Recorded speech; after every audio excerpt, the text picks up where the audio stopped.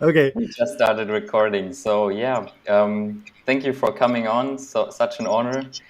And I really have to say, like, you were such a big influence on my journey, and I'm really like just excited whenever something new comes out from you. Your videos are always like such an inspiration. Just a big thank you for that already. So Thank you. to start with, like usually I think people at the start of podcast they introduce themselves, and I think hmm here it's especially also a good place to start because if you say like who is Frank Yang, I think you can answer this in like two different ways. So like who would you tell someone that is a normie who is Frank Yang, like the normal answer, and then you can answer it the second Oh, way, like the normal answer. Okay. yeah, If I just introduce myself like at a party or something like that. right. Okay, and then I'll be like, okay, I teach meditation and fitness, and I'm really into what I call contemplative fitness and fitness. Hmm. Really interested in consciousness and reality and how the mind works. Who am I? What the fuck is going on here? And my character likes to play music, violin, piano, and I like to make videos, film editing, photography, lifting weights, reading. Not as much recently, but I used to read a lot. Yeah. What else? That's about it. Hmm. Great. That's what I'll say. Yeah. So that's like how you would introduce like the character Frank Yang to like someone Yeah. who's normal. But how Yeah. would you like Like I, from your point of view now, like how would you say who are you? I don't know. I'll just. That's why when I tell people to when I want to describe like your true nature, which is the same for everybody, I just do like a line, like fill in the blank. Hmm. Because whatever we're gonna discuss later, but whatever we use, words that we use, not gonna be it. So I can Yeah. say that I can say I'm consciousness. I can say I'm infinity. I can say that I'm nothing, emptiness. I can say I'm love. I'm God. I'm an absolute normie. Um, Recently, I came across this like Mahajana Buddhism sort of like three body map. Hmm. Um, One is what they call Dhammakaya, and another is Sobakaya or something like that, and Hmm. Numakaya, something like that. I don't remember, something Kayas. But so the three bodies are first the absolute nothingness. That's the absolute source, absolute knowledge of everything. That's the source of consciousness. And then the second body is what I call absolute infinity. That's like the God state, like the heavenly realms, like Hmm. sort of the manifestation from that source. So you have the contraction to nothingness and an expansion to like infinity. And then the third body is the human form. And the Buddha, the historical Buddha, is this third body. And the third body is sort of the physical manifestation of both the first and the second body Hmm. being embodied in a physical form, so he can like I guess pass on the dharma and like share um, what he knows. Because you can't really share if you just being like the nothing of everything, right? Yeah. Yeah. Yeah. I So like it so much that you started your like second introduction with this pointer that nothing ever could touch the knowledge of nothingness. Like we can talk about right. it now all day, but really to start with just in silence is like the highest teaching.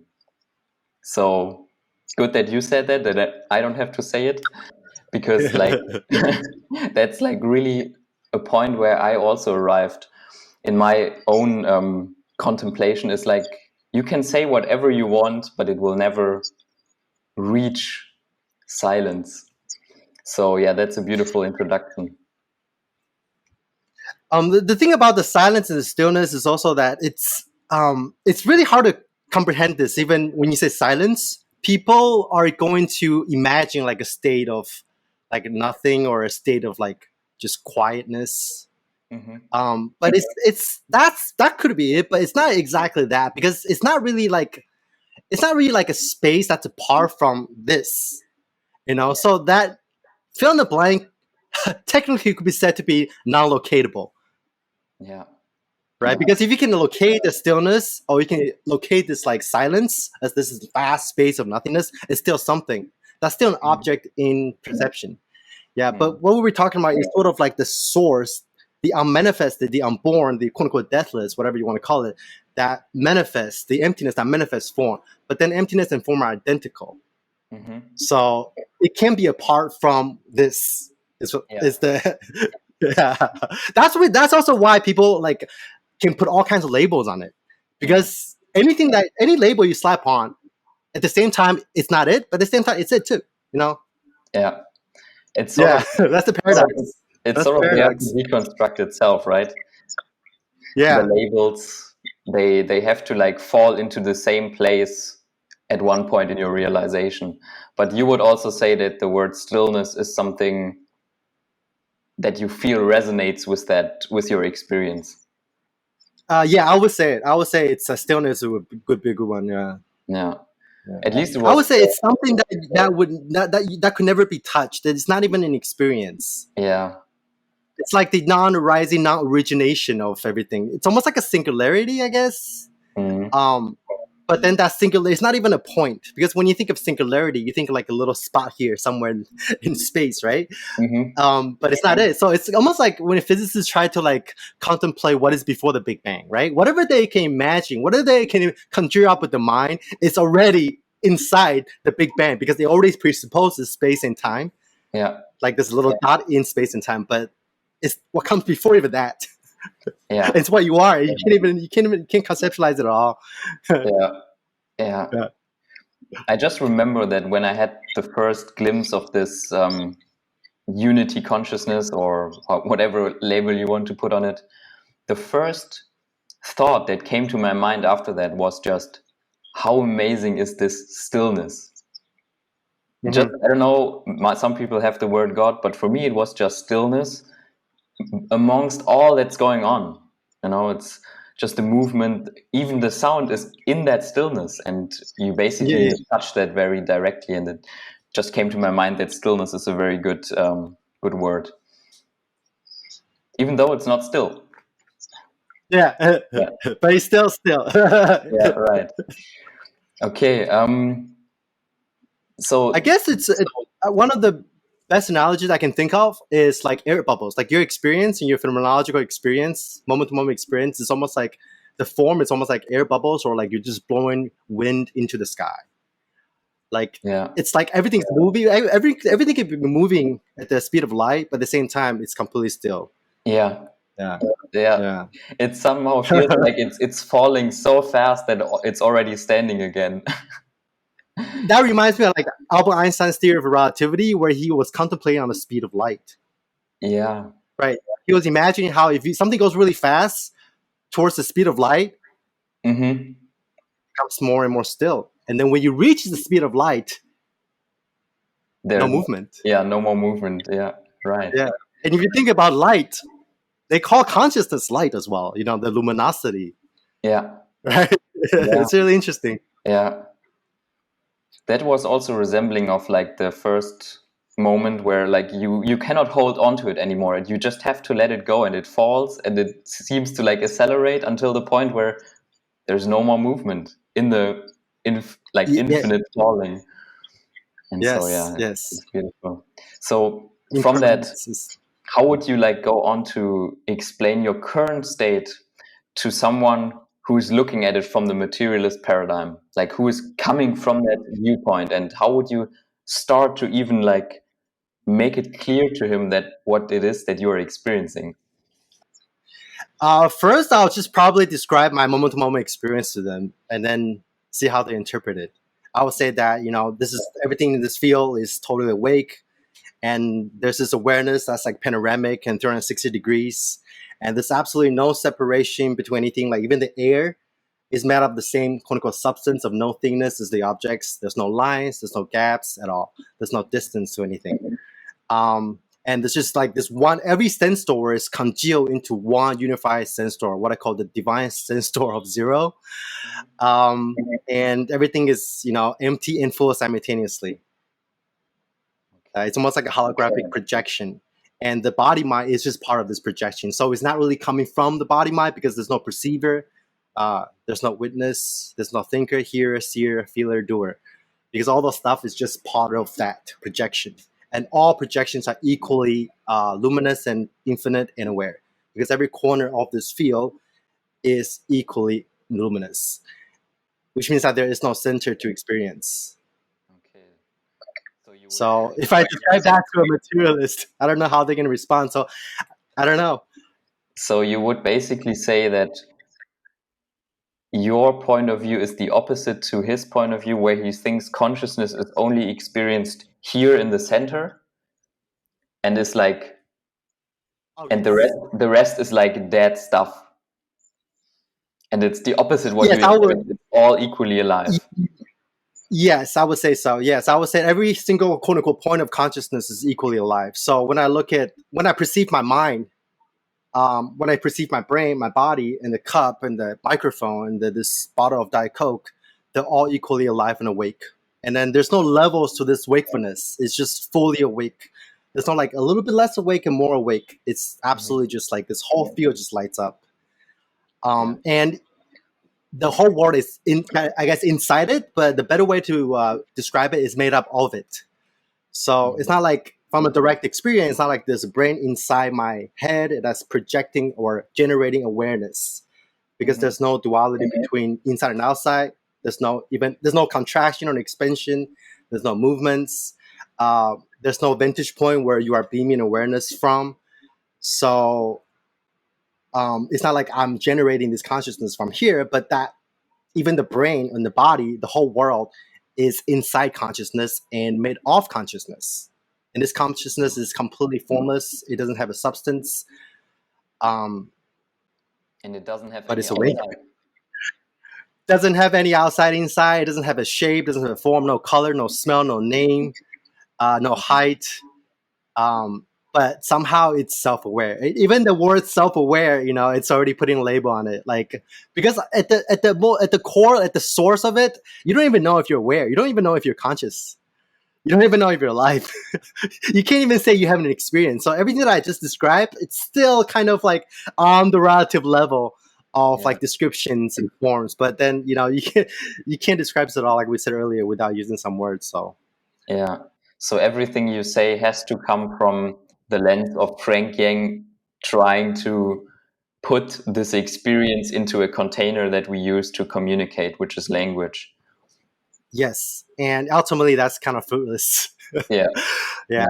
But it's the only thing we have. So so why is there, when you look from that point of view, why is it impossible that there is anything solid in reality, which is the materialist looking for? Like the materialist paradigm, it's looking at the world and saying there must be something fundamental to reality, and we want to find that.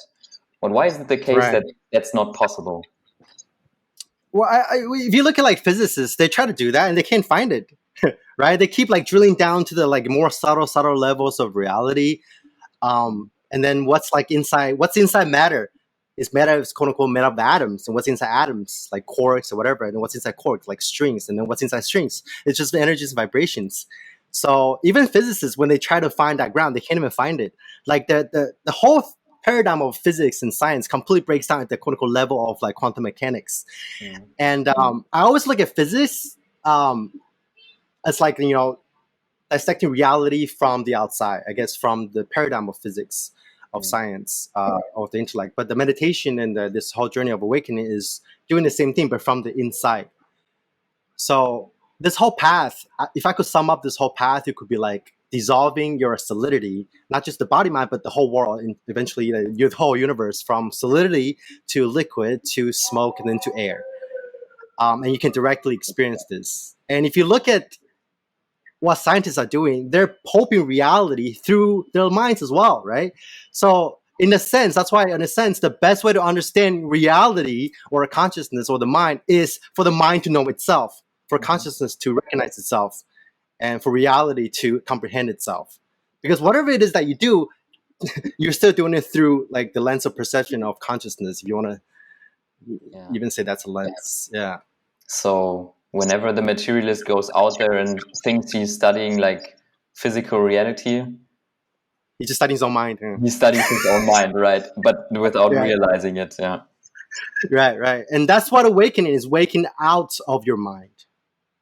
Realizing that everything is a projection of the mind. But then when you say it like that, people tend to get trapped in like solipsism. They're like, oh, I'm just in my mind, there's nothing out there. But it's not really like that either, because Solipsism is just an idea, right? In my direct experience, again, I have to emphasize there's absolutely no inside and outside at all. Like, if I never knew the concept of a brain, if I never knew about the concept of inside and outside, I would not even be able to comprehend what that even means. What does it mean to have a brain that generates consciousness? What does it mean to have my own mind and your mind? I don't get it because this is one unified field, right? So, yeah, the question of solipsism is, I think, for many people on the path, something they at least stumble upon once. And so I made a note on that, and let's come back to that later, because I think it's something we need to discuss in detail for sure. people to like really contemplate this and get what solipsism is and why it's like ultimately false. Sure. We can come back to that. And so you alluded to that even like word like consciousness is in the end like empty and cannot exist in reality. So Right. from your point of view, why is that no more real than any other thought? And what is the purpose then of spiritual concepts that say consciousness is the ground of reality or the nature of reality? Why do we even say that in spirituality? I think all the different grounds that we stand on in spirituality is just that we can sort of use that as a tool, or as a sort of like a new base for you to further dissolve your conditionings. Mm-hmm. Right. So I came up with like 5 steps to awakening, because there's a lot of maps out there, and I try to make it as simple as possible. So my 5 stages of awakening, which we're going to refer back to when we talk about this stuff, is first you have identification with the ego. That's self-explanatory. You think you're this person inside the meat suit, and that you're an avatar, you're a character, and that's all you are. You're the separate self. And second, you have identification with awareness or consciousness, or like the witness or the observer. And then 3, you have identification with God, or like infinity, or like the creator, or being, or like Christ consciousness, or like Brahman, or universal mind, like love and existence. And then 4, you have identification with nothingness, emptiness, like nirvana, that's non-being, right? Death or non-existence. And number 5 is what I call true no self. That's the full natural state, full natty state. And that's the merging and the transcendence of all the 4 stages prior to that. In a sense, it's not like you are switching one mode of being to another. It's just like on the way to during the process of dissolution, when your ego mind gets like shrinks smaller and smaller, the awareness or consciousness will expand. Expand. The bubble of awareness gets bigger and bigger, while this like center point of like the ego gets smaller and smaller, right? So like the identification with awareness or the observer, and the identification with infinity is just like the different. It's just like the third stage is even more expensive, so you call it quote unquote God, right? And the second stage is just like the witness, and you call that the observer, or you call that awareness. But then after you expand to infinity, what happens? You have to simultaneously contract to nothingness. So that's the going back and forth between like being and non-being, and eventually being and non-being merges one. Existence and non-existence, life and death merges one, and that's what I call the true natural state. So all the stages before that are just ways. All the grounds are all legit. They're all fine, but they're just like little vantage points that we can temporarily sit on to further dissolve the ego, right? But then a lot of the times people tend to get stuck in one paradigm, and then instead of continuing this process of dissolution of conditionings and separation, they just kind of create a new identity. Be like, oh, whether that's I am awareness, or I am consciousness, or like, oh, I am God, I am Brahman, or I am nothingness. Even like emptiness. A lot of people verify emptiness without realizing that emptiness is just another ground. Yeah. Emptiness is also empty, right? The whole teaching of emptiness is that you don't have any verifications in your experience. You don't have any grounds. So it's tricky, yeah. It's very tricky.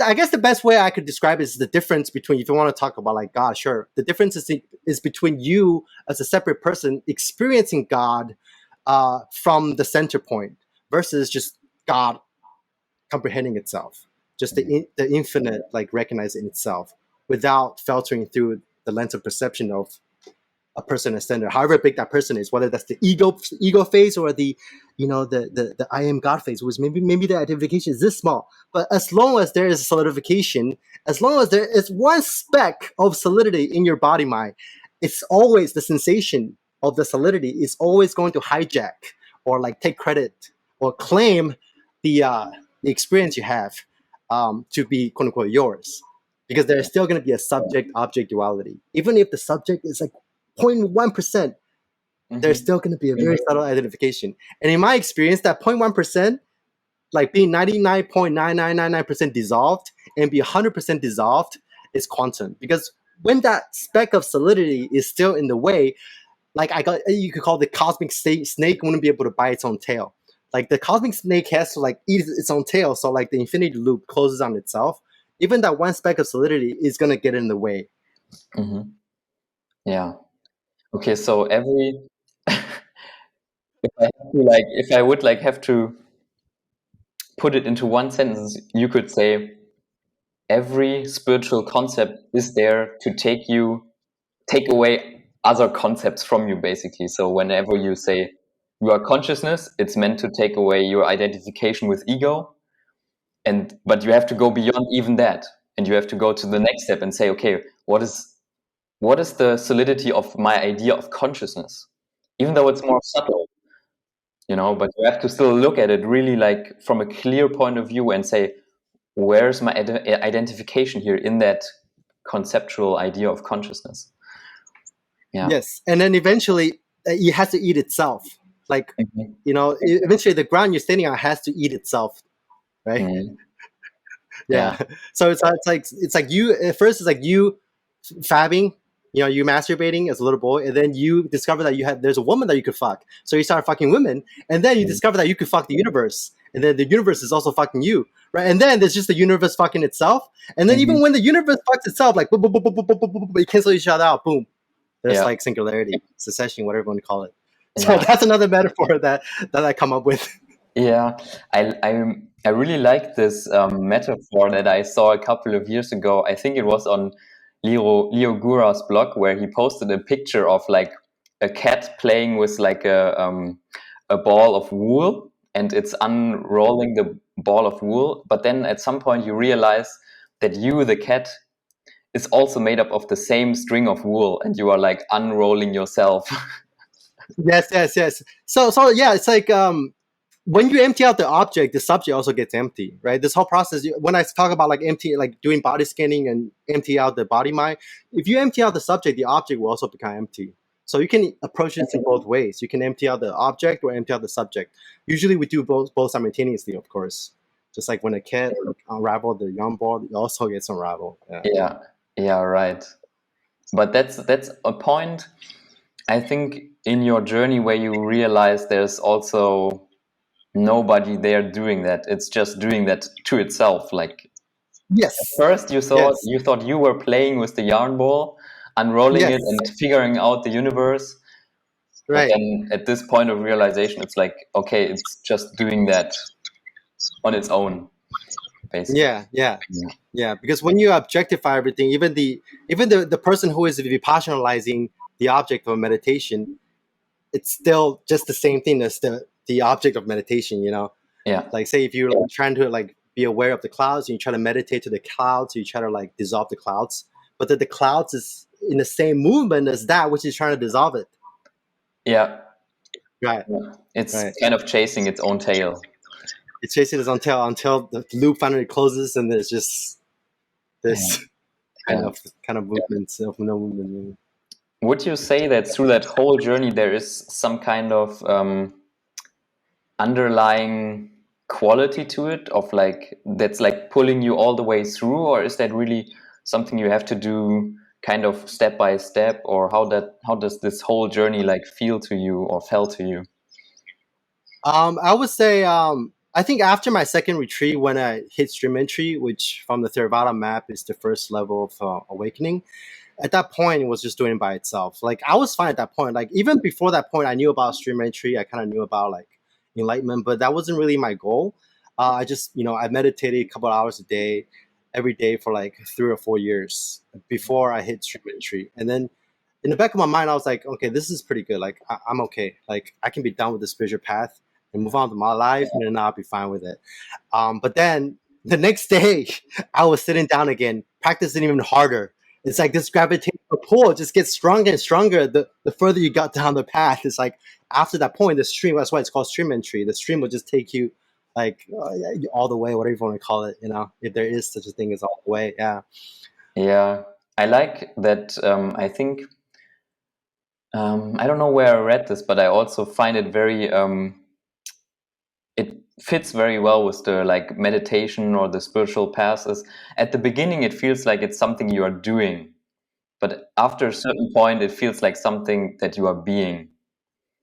It's no longer Yes. something that you have to drive forward, but it's something like that you are one with, like it's going forward without you doing it anymore.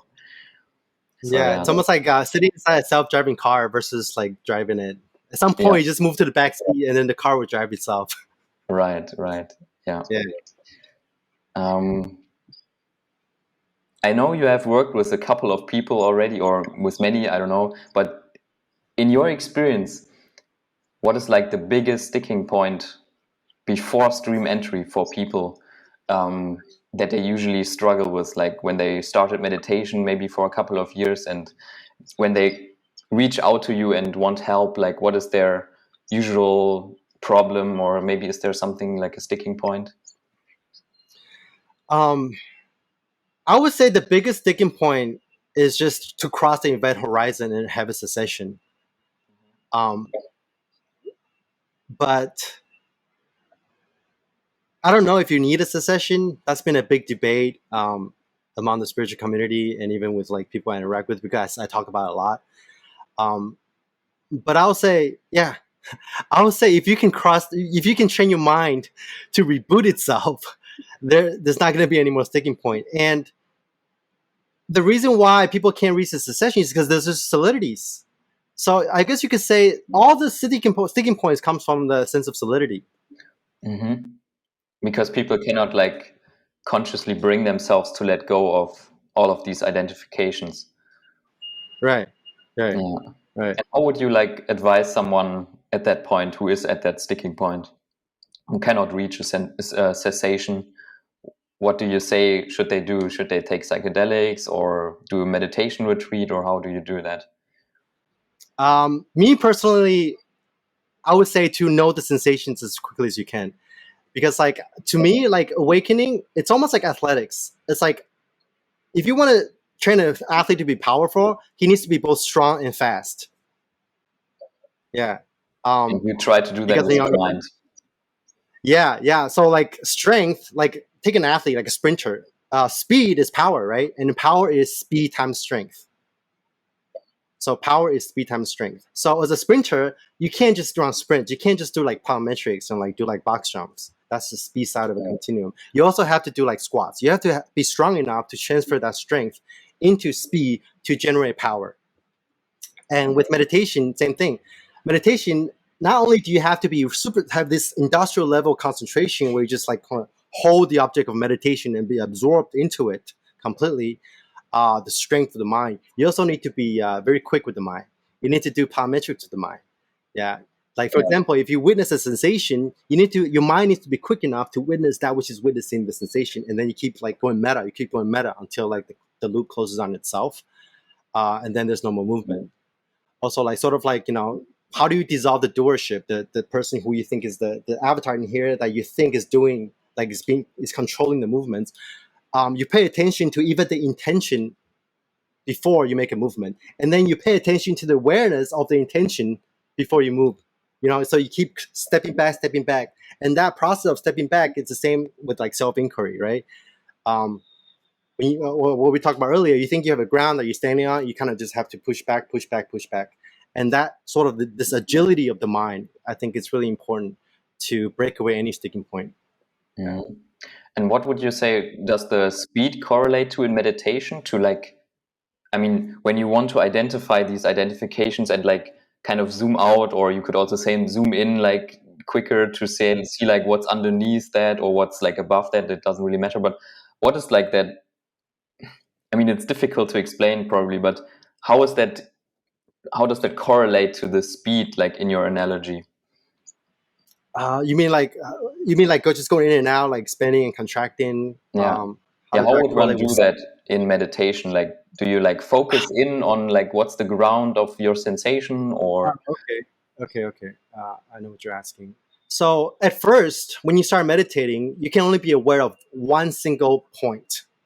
So maybe the breath. So your object of meditation at first is the breath. So you're the subject here, the meditator, meditating to the object of meditation, that's the breath. So you can only, at the beginning, at least from my personal experience, you can only be aware of one single sensation, like per moment, right? And then when you get quicker, you can start to like note, like maybe you break down the breath. Instead of just the breath, you see like the breath is made up of like,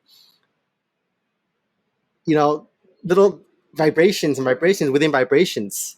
Or that you can, instead of the breath, you start to know thoughts. Instead of one thought, you start to know two thoughts. You start to like bring your awareness and your point of attention to like sort of like playing a video game. Now you don't just shoot one zombie. You start to shoot two zombies at the same time, and then 1, 2, 3, 4, 5, 6, and then there's going to be a point where you can note 10 to 15 sensations per second. And when I say sensations, what I mean is like everything from body sensations to thoughts to sight to feelings to sound, even the whole world. They're just sensations. So eventually, you're gonna reach a point where every single sensation just congeals up as one. Everything syncs up to itself, and then you become aware of this whole field simultaneously without any delay. So there's no more delay between the object and subject. The only reason why, so again, back to what we were saying before, like when you go really fast, it just kind of boom, becomes still. Yeah. So at first you got one sensation, and then 2, 3, 4, 5, and then 15 sensations per second. And then eventually, when you get quick enough, boom, this whole thing is just awake and being aware of itself without any delay. There's no more delay between sensations, no more delay between subject and object, inside and outside. interesting? So Yeah, that's so interesting that you have like the same approach, but in a different modality, you could say. Like you just explained that you, in meditation, you try to observe how one sensation is actually made up of like a multitude of sensations arising simultaneously. I like to, or what worked for me in my experience is like to kind of, if you focus on the breath, for example, you divide it, kind of, you say, okay, I'm not just meditating on my concept of the breath, but I try to look what it is in every millisecond. Like exactly. That's what I'm, yes. And really like let Yes. go of everything, and you say, okay, this is not a breath. This is not like, there is no breath. Yes. I want to see what it is in this very millisecond. And then like, yeah, Yes. you discover Yes. like a Yes. whole world beneath every frame, you could say. Yes. Yes. Exactly. So you go subtler and subtler into like the sensation. The first concept, and then is this raw sensation of like just the inhale or just the exhale, and then you break the inhale down into like the millions of different particles. And that's what we were talking about earlier between like solidity and smoke, right? It's the same quote unquote breath, it's the same sensation, but then how deeply can you go into the sensation, how sharp your mind is, makes a difference. So it's like when we do body scanning at first, yeah, sure, there's just the body, that's solidity. It's not like the body changes. The body has always been at the deepest, most fundamental level, just vibrations and clouds of sensations. But your mind is not sharp enough to like pick that up and to see clearly for what it is. Yeah.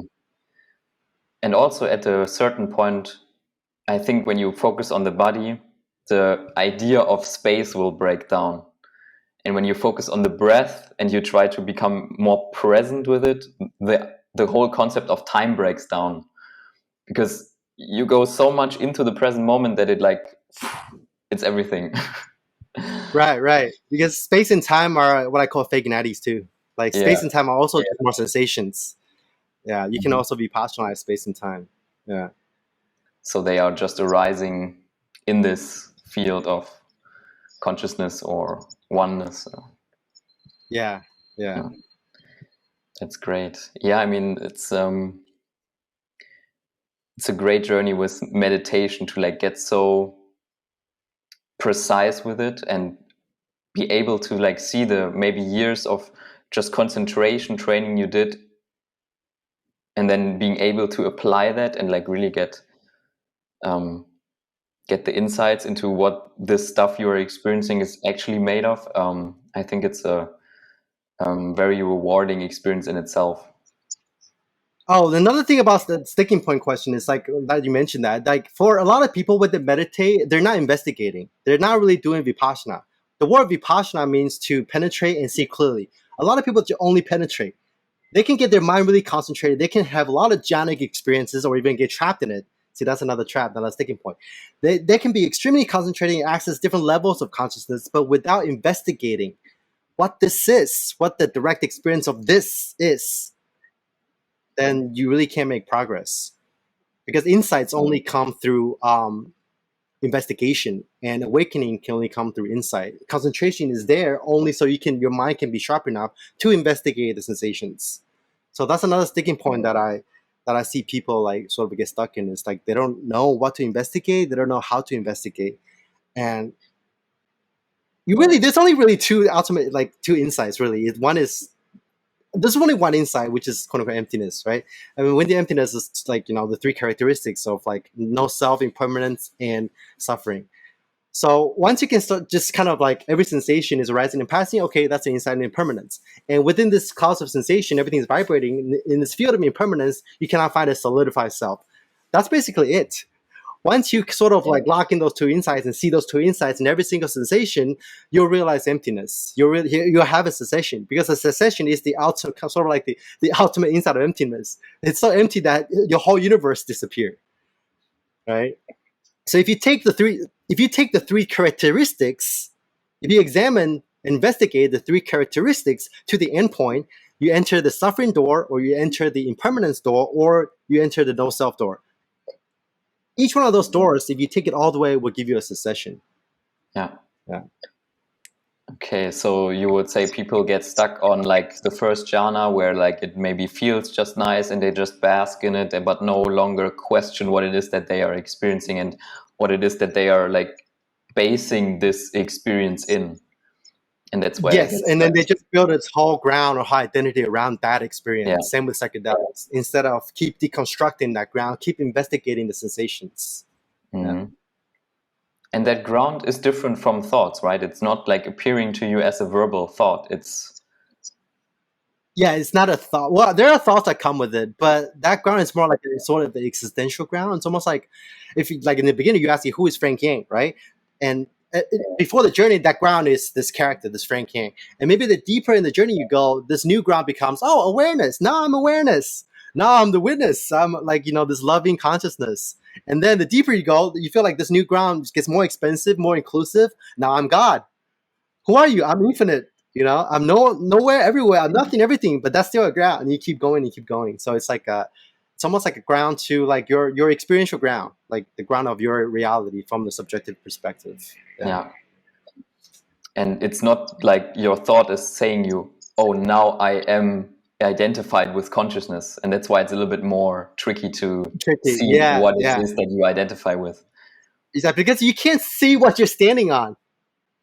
Yeah, you can't really see what you're standing on, right? And then everything, all the thoughts and all the ideas that, if you're standing on this particular ground, everything that you read in like spirituality texts, all the like different teachers that you listen to, you're going to hijack what you hear, what you experience, and then try to fit into this ground, because that's the only ground you have. That's why when I tell people about the quote unquote natural state, or be like, hey man, this is it, the isness. If you tell that to the person who hasn't started the journey, he's going to be mistaken in thinking that there's nothing to do. He's going to try to lace this isness that he hears in his mind to his present moment experience. Which is, of course, ultimately everybody's awake and everybody's an awakened, but on the ultimate level. But on the relative level, not everybody's awake, right? So on the relative level, if you're still standing on the relative level and you hear this isness and this natural state, it's very easy to get confused. We're like, okay, I'm just perceiving this as everything as it is. But there is a quantum difference between the isness post-awakening versus the isness pre-awakening. If there's no difference, then why go on this journey at all, right? Of course, it's sort of like going back to a full circle, but the difference is sort of like watching a TV screen. It's the same movie, same character, but now you are inside the movie. You are the character in a sense. Right? So the difference is that. Yeah, that's actually a great question, because people who hear that, they might say, okay, maybe people who are not like depressed or really have like a motivation of pain for them to like go on this journey, and they feel kind of okay, and they hear like, oh yeah, you're already awake, like, and it's okay for them. Why should they go on this journey? And like, maybe for lack of a better word, what is the emotional benefit for you in like this natural state? Right. Oh, you asked me that question? Yeah. Oh, okay. So the emotional benefit. Yeah, I kind would say of. suffering level has been, the suffering level has been reduced by 99.9%. Okay. Yeah. And I don't really feel any emotions anymore. It's sort of beyond happiness and sadness, beyond pain and pleasure almost. Yeah. Okay. So Because what is emotions like, are also just concepts. so how does that feel like for you when you like get physically hurt, for example? I don't know. I haven't been physically hurt so far after my realization, but I can tell you from lifting weights, like before, when my character was still inside the head, when I lift weights, I get tired very easily. And then the muscle soreness and the pain that I feel when I lift, it's a lot more pronounced. But now when I'm not, quote unquote, not in my body, when I lift, it just feels like, it sort of feels like I'm lifting out of my body, and it's just the universe lifting itself. When I'm lifting from that state, uh, my conditionings, like, my levels of physical conditioning increase exponentially, and I don't get out of breath anymore, because you spend so much energy trying to maintain that separate self that it takes away from whatever it is that you're doing, right? And that goes with like violin. Like before, everything that you do, like before when I practice violin, I would get like bored or tired after like 30 minutes. But now I can play for like 2 hours, and I'm just totally focused on the present moment sensation. That you know I can play for like 2 hours, and then it'll feel like 1 minute. Okay, because And you take away I that don't need ego sleep. that is, yeah, Yes, because you have like taken away any resistance to what is, and you're not no longer thinking, I have to do this, I have to struggle with this, no and I goal. have Yeah, to push this forward. Yeah. yeah. That resistance is really important. Like I would say, the awakened person is just someone who has lost the ability to resist to the what is. It's almost like he lost his arms and legs. It's like he just can't resist to the what is, no matter how hard he tried. Even if there's sensations or condition that still arises, which of course it can still arise after awakening. There could still be like some more some solidity, but that solidity is perceived to be automatic, perceived to be empty and self-liberating. And even resistance, you can't resist it. Even if there's sensation that might seem like it's kind of resisting to the what is, you can't resist that either. It's not like after you wake up, it's just like a cosmic bliss all the time. It's like the weather. Like you're not gonna try to resist like the weather. If it rains, it rains. If you're the sky, you don't care if it rains or if it's a cloudy day, if it's a sunny day, right? You don't resist that, right? But that doesn't mean that it's always gonna be sunny.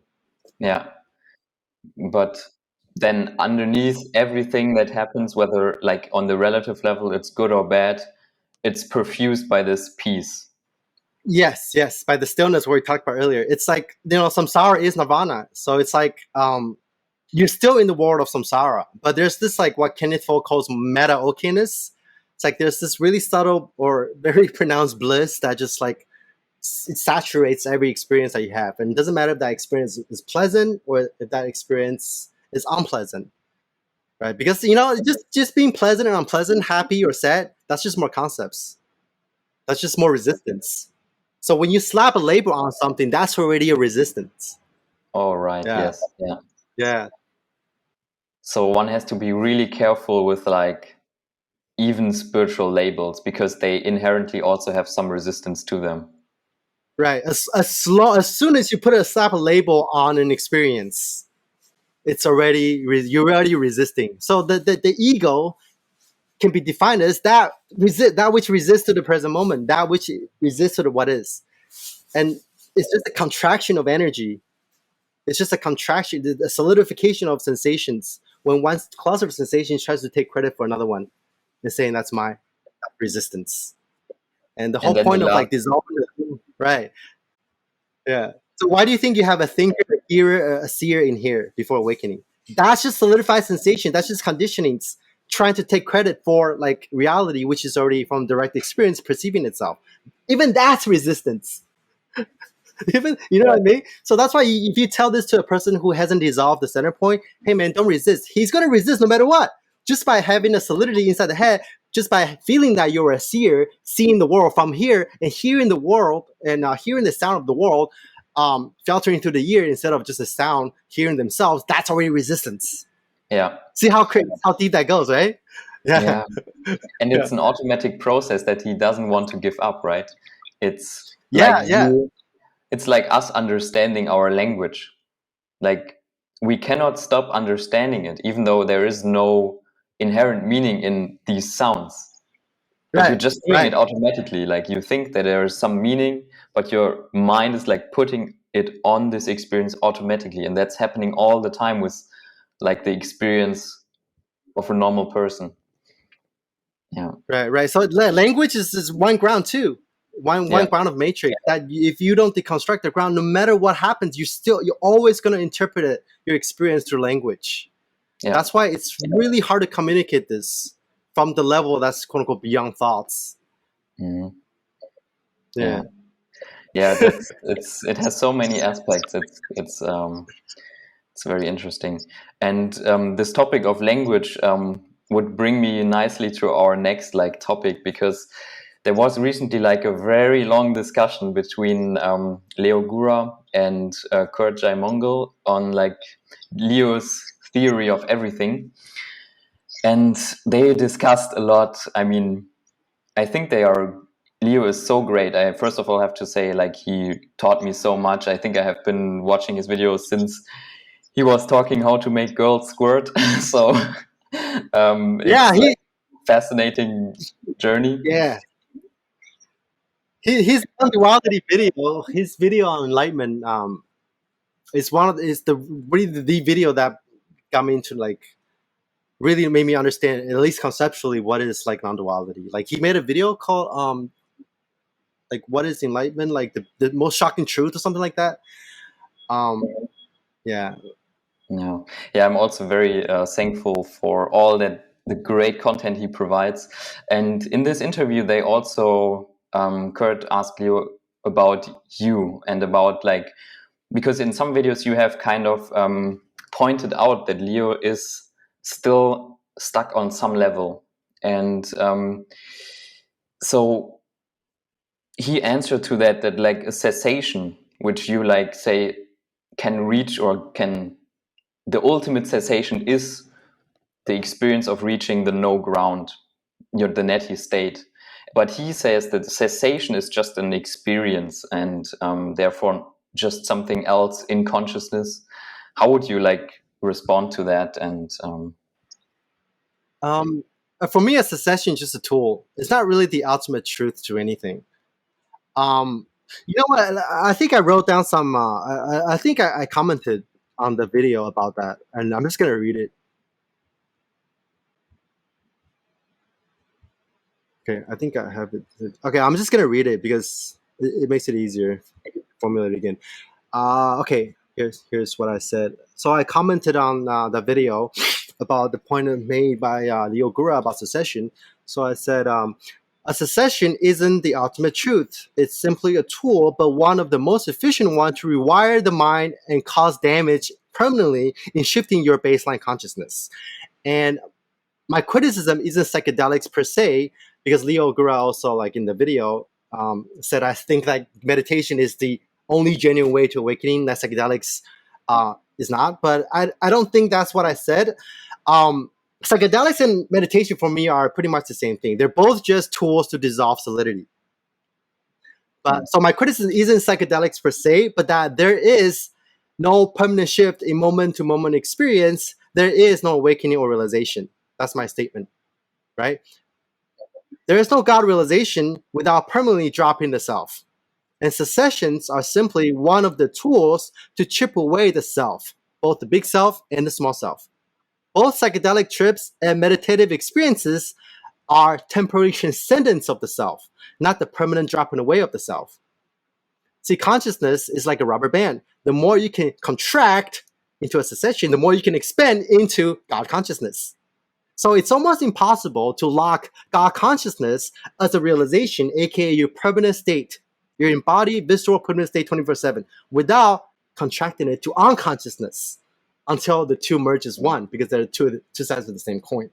So secession, so Leo Gura says secession is this like space where you kind of like experience eternity and it's like formless, but a secession is not really that. Secession is beyond form and formlessness. It's beyond existence and non-existence. It's beyond eternity or infinity, since there is no space and time there. Eternity or infinity still presupposes space and time. You could say it's that which is prior to even unity consciousness or God consciousness, right? And yes, some Buddhists do think that a secession is prerequisite to awakenings, but others don't. But even for people who don't practice secessions or have even meditation experiences, I would say 90% of the people that I talk to, if they had some kind of abiding awakening, they've had secessions, even if they don't even realize it. Right? That's my experience with talking to people. And so ultimately what secessions do is allow you to see in real time how the entire universe, or your entire universe at least, is created and vanishing moment to moment, right? And that form and emptiness, existence and non-existence are one.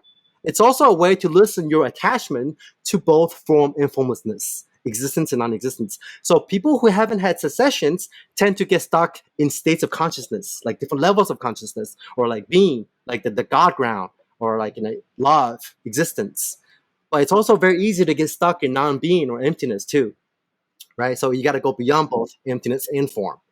So that's why the nadi state, the true no self, both small and S self, is the merging and the transcendence of being and non-being. Hence, the experience of it is like having a permanent secession merging with infinite consciousness and all the states in between, all the different levels of awakening in between. So you're neither conscious nor are you not conscious. Right, so you're neither dead or alive. It's almost like you're like a Schrödinger's cat from quantum physics. It's like you're in a state of pure potentiality, like neither dead or alive. Like it's hard to say that I'm conscious right now. It's also hard to say I'm not conscious, right? So, and a secession is also called nirvana. And when you talk about nirvana, there are two ways to talk about nirvana. One is the non-experience of secession, where your whole universe completely disappears. It's almost like a dreamless sleep. It's almost like a mini death. Total loss of consciousness, computer reboots. All the different levels of consciousness is still within consciousness, but a secession is complete out of consciousness together. You're not even there. It's like a few frames has been taken out of the movie screen of your life. Another way to view nirvana is the cessation of movement or suffering. The second nirvana, the second cessation, is what you experience moment to moment. And it's really hard to embody nirvana in that sense, where you just walking around without any movement, no expansion, contraction, the cessation or suffering, without having little cessations first. Mm-hmm.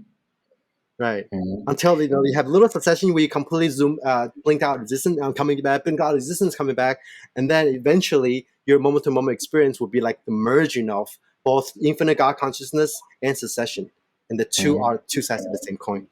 Yeah. So, is it correct to say that actually, if you haven't realized that every moment, like every frame of your experience, is already a cessation to a degree, in a sense? Yes, but exactly. just that you are not aware of that. That's what's happening. Yes, exactly. It's almost like yeah, you can say that. Every moment every single moment is arising and vanishing simultaneously, and that's doing it so fast. Like we said earlier, there's no more movements. Right. Even just witnessing a sensation vanishing, that's a micro secession. Like Xi Jinping has a technique he calls gone. Like when you just notice a sound disappearing, a thought disappearing, that's a micro secession. So people are experiencing secessions all the time anyway. So that's why a lot of traditions don't even care about it, right? And a legit secession, like the ninth jhana, is just when your entire universe, this one big gigantic sensation, universal sensation, disappears completely and then reappears. So that's really fundamentally no different from just a micro sensation vanishing and arising simultaneously. Yeah. But then when the cessation, like when you say the cessation happens and nothing of the whole universe is present, how do you remember it? So it doesn't really matter what happens during this non-event. the real insight is the entrance into cessation, and then, the exit and the entrance. When you exit, quote unquote, exit the matrix, and then coming back from it, you see almost particle by particle how like the entire matrix of whatever you want to call it, mind, consciousness, reality, God, even God, is being created.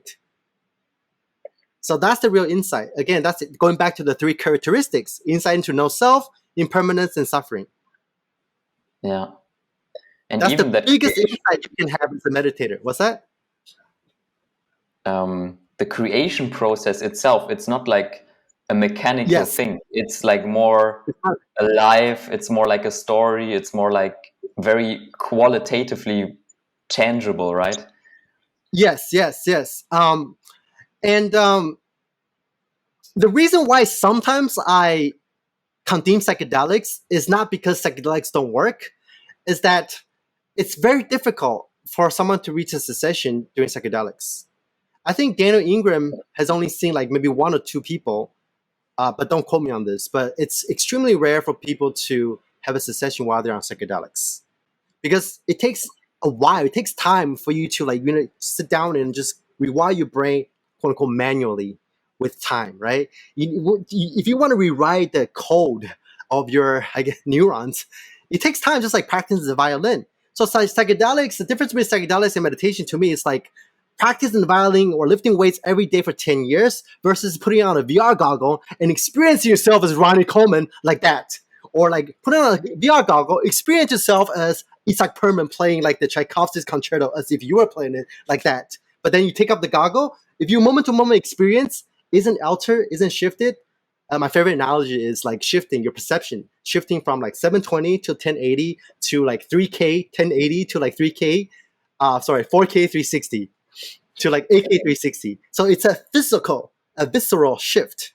And then if you're not dissolving the solidity of the self or body mind from like solidity to like we talked about earlier, from solidity to liquid to smoke to air, then there's no realization. Realization is not something that you try to understand with the mind. It's a result of the dissolution of the mind that gives you realization. So the ultimate realization is no realization at all. The ultimate attainment is no attainment, right? And would you say to like describe your like 360-degree analogy is kind of like when you say, okay, you take your hand and you move it from the front to the back of your visual field. It doesn't, there is no end to this visual field. Like it's like kind of this side is directly here connected to the other side, right? It's not, Yes, it's just an exactly. Yes. imagination. Exactly, you're right. It's this. I think noticing sound is the best way to like recognize the 360. It's like I can't even tell if it's like the sound is coming from the left or right. It's almost like one of those stereo audio effects where like how like some sound system they set up the speakers so like you get a surround sound, and it's like that with every sense door. It's like whatever it's in front of you loops back, and like it's really hard to describe this because there's no distance, there's no like space here, right? Because like it's not like it's really hard to describe, but the way you describe it is pretty close. Yeah. Yeah, I remember this when I had the first, I did a darkness retreat. And the first moment when you turn back on the lights after like being in the darkness for several days where you can see nothing at all, for me, I very viscerally felt like in the darkness, um, my sense of who I am has like expanded into everything. And then the lights went on and everything was appearing in this one point that I was identified with. It was no longer anywhere else. And the illusion of that something that disappears here is kind of disconnected from here. That's just an illusion that the mind creates because it's telling you, yeah, this is left and this is right, and it's somewhere different in space, but there is no backside to your Right. experience. There's no. You're right. Right. Exactly. There's no front, back, no left, right. Oh, that's just a construction of the mind. Yeah. Yeah. Space and time are just construction of the mind. Yeah. Yeah. And when you like get this, I think where your analogy of like this 8D resolution Yeah, can be felt. 360. Yeah, where it can be felt viscerally, it's like Viscerally, you see that exactly. you actually only like very sharply see something in the middle, and then but you see everything else Yes, very, very it's very equal blurred, footing. but then you are aware that it's still there, and you not like block it out, and you let it Right, all in right, at the same time. right. It's like the sensation of your toes is the same as the sensation as the clouds. They're equally awake. Yeah, yeah, Yeah, right. yeah. And then, That's so that's what I mean by realization. It's like this permanent, visceral, almost a physical shift in your experiential structure. And what I think a lot of people miss the point is that I think spirituality is actually extremely physical. It's almost a physical process. It's closer to weightlifting than theorizing about the theory of everything to me, right? Like, so a lot of people are mentally masturbating to spirituality instead of mentally lifting, or at the end, it's just the universe flexing or lifting to itself. So I think that's why fitness really gave me an advantage in meditation, because fitness taught me like ruthless pragmatism. You know, if it works, it works. Let direct experience guide your way. Like, when you get into fitness, like, you're not gonna be arguing with another person about your diet or your training philosophy or the theory behind why you lift weights or the theory of your physique or the theory of aesthetics. You just take off your shirt and you flex, right? But with, like, spirituality, you cannot do that because it's a subjective thing. So the only way you can truly know if a person had a realization is if you go inside their head and experience the world through their eyes. That's the only way. The second way is just to ask them to describe their moment to moment experience right now. Don't go into the mind. Don't give me any theories. Just describe viscerally your moment to moment experience. yeah, Right. Another way is just to look at how they move. Like, yeah, how they move is a good one too. But still, all that just inferences. It's not direct. It's not like 100% like direct. But it's not about what you know. It's not like you ask somebody what you think about reality. What is reality? What is life and death? What is nothing? What is something? The answer you give doesn't correlate with realization's awakening. yeah. And all that you just said is like something someone should keep in mind when they do their own contemplation. It's like Right. not, it's not sitting there and then hearing the teachings and saying, okay, do I understand it? Do I understand this? Does it like fit all together in my model? No, it's like you hear something and you immediately go to reality and you try Right. to see how that is. And maybe for some of those things, to understand them, you have to train your abilities to concentrate in order to Right. like develop the capacity to be able to see it. But it's all about, as you said, like flexing the muscles, to see what's real and not what's theory and all of that. What, now that you said that, one of the funny thing is like, after after each time I had a macro succession or a shift into a new path or whatever, every time I have a quantum leap, I wake up in the morning, I will look into the mirror, and my whole body structure just changed. It's almost like somebody just took my meat suit, threw it away, and put on a new one. I have pictures too. So that's why I say this thing is almost quote unquote biological. Like, what is the Kundalini awakening? People talk about like opening up your chakras. People talk about like Kundalini awakening being this mystical spiritual thing. But at the end of the day, a Kundalini explosion, the subjective experience of a Kundalini awakening where your third eye opens, they're just a byproduct of the release of conditionings. Same with psychedelic trips, even the jhanas.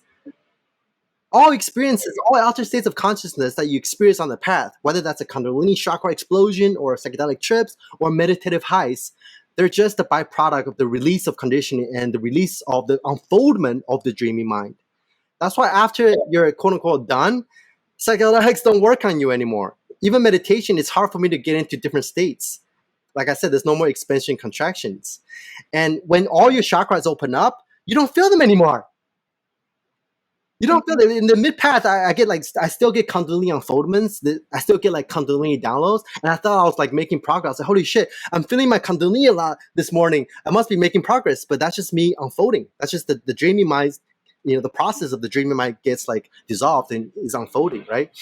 So a Kundalini exploding is really physical. It's just that the blockages are just in the body. It's physically in the body. Right. So that's why body scanning is so powerful. Mm-hmm. Yeah, the Yes. only reason why you're not feeling like you're the entire universe or you're not like quote unquote God right now experiencing itself is because of the physical solidity in the body mind. And if you don't physically deconstruct and dissolve this experiential structure, it's hard to make gains. It's really hard to dissolve the solidity by mentally contemplating about the theory of everything, right? But psychedelics is actually a great way to dissolve solidity. But a lot of people, they get stuck in the content. Yeah, instead of just like, okay, this is just a projection of the dissolution of my conditioning, they just pile out more conditioning by coming back to the trip and start to like conceptualize about the trip again. Yeah. I mean, yeah, that's for example, what happened to me many times, like when I took a psychedelic, even lately with like very tiny doses, like something, let's say it's 10 milligrams is the threshold dose, and I take Right, 1 or 2 milligrams, and I realize at that moment that I didn't even take anything. It's not like right, you go to infinity directly. Like it's like something that's independent of the dose, or it's not the psychedelic. Like nothing happens, but you realize psychedelic is an illusion too, right, and right, you don't right, even have right, to take anything. But you can. I don't know if some people can relate to this, but on the tiniest dosage, it makes a switch in your mind, and you say, okay, I clearly see that the psychedelic is just the illusion that it is, and I'm free to go to like the whole thing that is already there. And right. yeah. Yeah, this whole path could be summed up as going from the surface level of consciousness to the source. Surface level to the source. And it's almost like going from the first jhana to the ninth jhana, if you want to look at it from that perspective. When you go directly down the source, you're going to encounter a lot of crazy shit, crazy experiences. Because let's say the horizontal axis, there's a horizontal axis and there's a vertical axis. The goal is to go directly down to the source, and the source, the purest manifestation of the source is the undeath. It's the deathless, the unborn, or a cessation. And the manifestation of the surface level consciousness is just like, I guess your ego state, that you're the separated state. And the further down you go, the less and less solidified you become, and the more expensive you become, and the more crazy experiences that you're going to encounter, because the more you're shredding away the layers and layers of your conditionings. And then you're going to encounter like entities and gods, all kind of visuals, angels, and like psychic powers, or like out of body experiences. Like I myself experienced all of that stuff. But at the end, all that stuff is transcended, and I guess you could say absorbed. Yeah. Yeah. So once you get down to the source, it loops back to the surface again. That's when Mm-hmm. the infinite becomes the finite, and the ultimate and the relative become one, and the divine and the mundane become one. So yeah, I'm looking at you right now. This is both the source, totally infinite, yet at the same time, it's the form is emptiness. Emptiness is form. Yeah. Right. Yeah. And It's I going think full circle. what you just explained is also the explanation for why psychedelics do not work for you anymore. You have like Right. transcended the duality of like, I have taken a psychedelic and I'm sober. That's just another ground to stand on, because I feel when people, they had experiences with psychedelics and they quote unquote come back from that experience, it's also another concept, another ground that they ultimately have to transcend. Like there is no psychedelic state in the ultimate sense and a sober state. It's Right. another That's why another also ground. psychedelics is fine as well. You can explore all you want. That's why Yeah. it's fine. Same with meditative states. People get trapped in meditative state just as much as psychedelic states. You get attached to this idea you're a great meditator, that you attain something other people don't have. So all those are really subtle traps. Yeah. Yeah. Um, Yeah. It's the journey involves many, many insights into all of the quote unquote unconscious patterns that like are the context for what actually is your experience right now. right, Yeah. right, right. And so earlier you said in that comment that there is, or you perceive there to be still a filter on Leo's perception, and you explained how if you expand your consciousness to like being aware of its like infinite nature, of its God nature, at the same time, if you have not completely dissolved any identification, that means that also your self-identification has become more difficult to spot, so to say, because it's like this Right. tiny Right. speck of solidity. And do you Right. see It's that's just like where, yeah. that's what during the end of my path. It's like you can't even find it. Where I know I'm not done yet, but where's that solidity? It feels like I can relate to everything the spiritual teacher was saying. I could say this is infinite. I could say this is God, but then I'm still searching. If you're still Mhm. searching, then you're not done yet. Okay, yeah. Yeah. So then once that speck was located, boom. I still meditate sometimes, but there's no more searching because the Mhm. secret is the solve. Like when the tail closes on the head, there's really no more searching. Yeah. Mhm.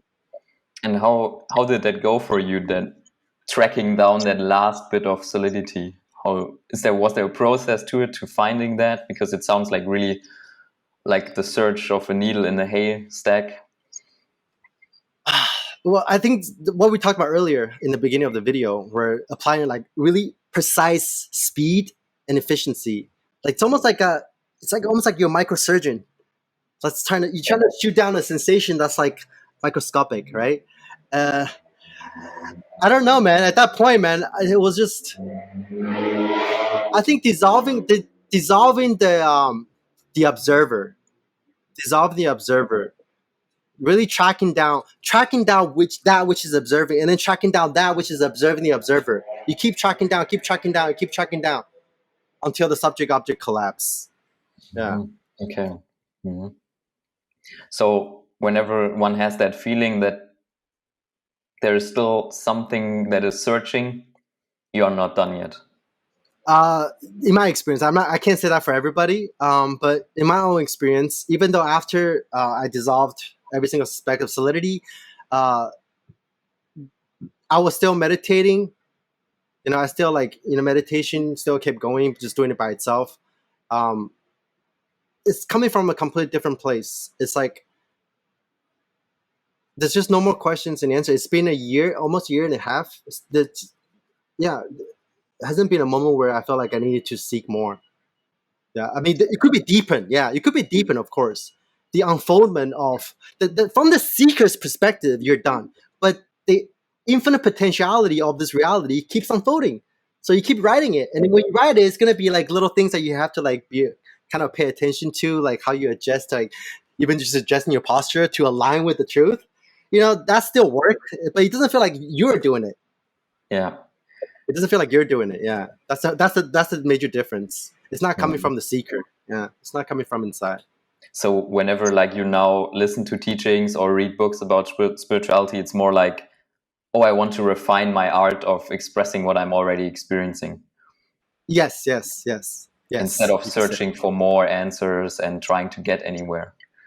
yes, yes. Yeah. Okay. Yeah, that's. Do you think that's concluding like the statement about that was made about like your perspective in the video? Oh, okay. When Oh, we're still on you- that. yeah, kind of. We did a long turn, like. Oh, okay, okay. Yeah. I mean, I think so. I mean, the thing I want to emphasize is like it's the natural state is not even a realization. It's not even an insight. It's not even awakenings, right? It's not levels of consciousness because all levels of consciousness still belongs to the dream state. Like if you think about it, why would God Himself try to like find levels within itself? Yeah, Right? it's That just already doesn't all make that. sense. Yeah. Why would Yeah. God be like, hey, there's more to go, there's more levels? It's only the human's perspective, the thought that's creating those levels, right? And all the equations and stuff like that too, Um, it's just yeah, it's not an insight, it's not a realization. Mhm. And that's also reflected in my own journey. Like I feel I have arrived at a point where like there is so much clarity that maybe the search on a certain level goes on, but there are no more delusions that can stick to this flow, you know. There is like there may be coming something that I haven't discovered about myself yet, but it's Yes, kind of dissolved in this clarity. Like the clarity yes, just absorbs everything. yes. There might still be conditionings, but it's like when a conditioner rises, it's almost like just a puff of smoke in this vast sky instead of like being like this congealed yarn ball that you can't take apart. Yeah, it's kind of like that. Yeah.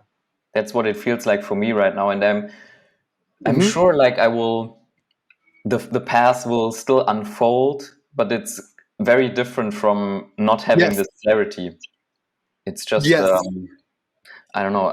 Because I'm a little bit hesitant about my own journey because it is so qualitatively different from what you describe in your videos. I mean, the psychedelic experiences are crazy, but it seems like the insight is there, but it doesn't have the correlates that you described before. No. So I mean, every path is probably different, and so it Hmm. also comes down maybe to the personality. But yeah, Yes. it's all already there.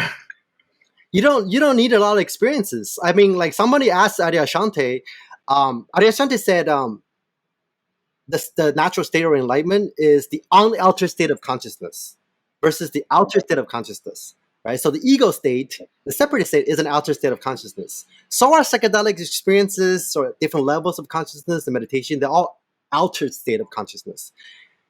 All belongs still to the dream, the level of the dream. But the natural state is the unaltered state of consciousness. So someone asked that Shante, I've never experienced any altered state of consciousness. Does that mean I'm not making progress? He's like, you're not missing out. Just less things to let go of. If you don't have a lot of experiences, that probably means that you don't have a lot of conditionings to clean. Like I myself had really heavy conditionings. Like my ex girlfriend, who pretty much arrived at the same spot, she barely had a Kundalini explosion. She had a little bit of Kundalini cleansing, but it was nothing like mine. Mine was like just like physical death. Like I was in bed for 2 weeks. It was like crazier than my DMT trip, my Kundalini. That's because I had so much bullshit inside me that has to be deconstructed and dissolved, right? But if you're already pretty clean, you might not have experiences. Yeah, so it's I mean, I feel I have only had these like encounters with my like dark side like on the deepest psychedelic trips Hmm. where like you face these fears of insanity and you go through all of that, but then it's like the process of integrating that was always like rather calm to me because when it opened up again like in the sober state it was like always in this clarity. And yeah, I was in a sense I'm thankful for that, or I don't know, it's just how it unfolds. um, but yeah, it's as you said, the recognition of it is just in its natural state, and everything that's telling you you need to have certain experiences is another concept that you are clinging to. So Sorry, I had to like plug my camera in. yeah, Oh yes, exactly. Because the natural state is not an experience. It's not a realization. It's not an insight. It's the fill in the blank prior or what manifests the different experiences and insights and yeah, realizations. Yeah. yeah. And earlier you also mentioned already like you have this 5-step model that you like to use to guide people through like their um, spiritual journey. Is there like any other theory you like, any other model that you like to use to explain this to people? Uh, I have some like animations. Mm-hmm. Yeah, some animations. That just feels like the natural state. Like all sensations that loop back on itself. Like the whole universe is eating itself. Yeah.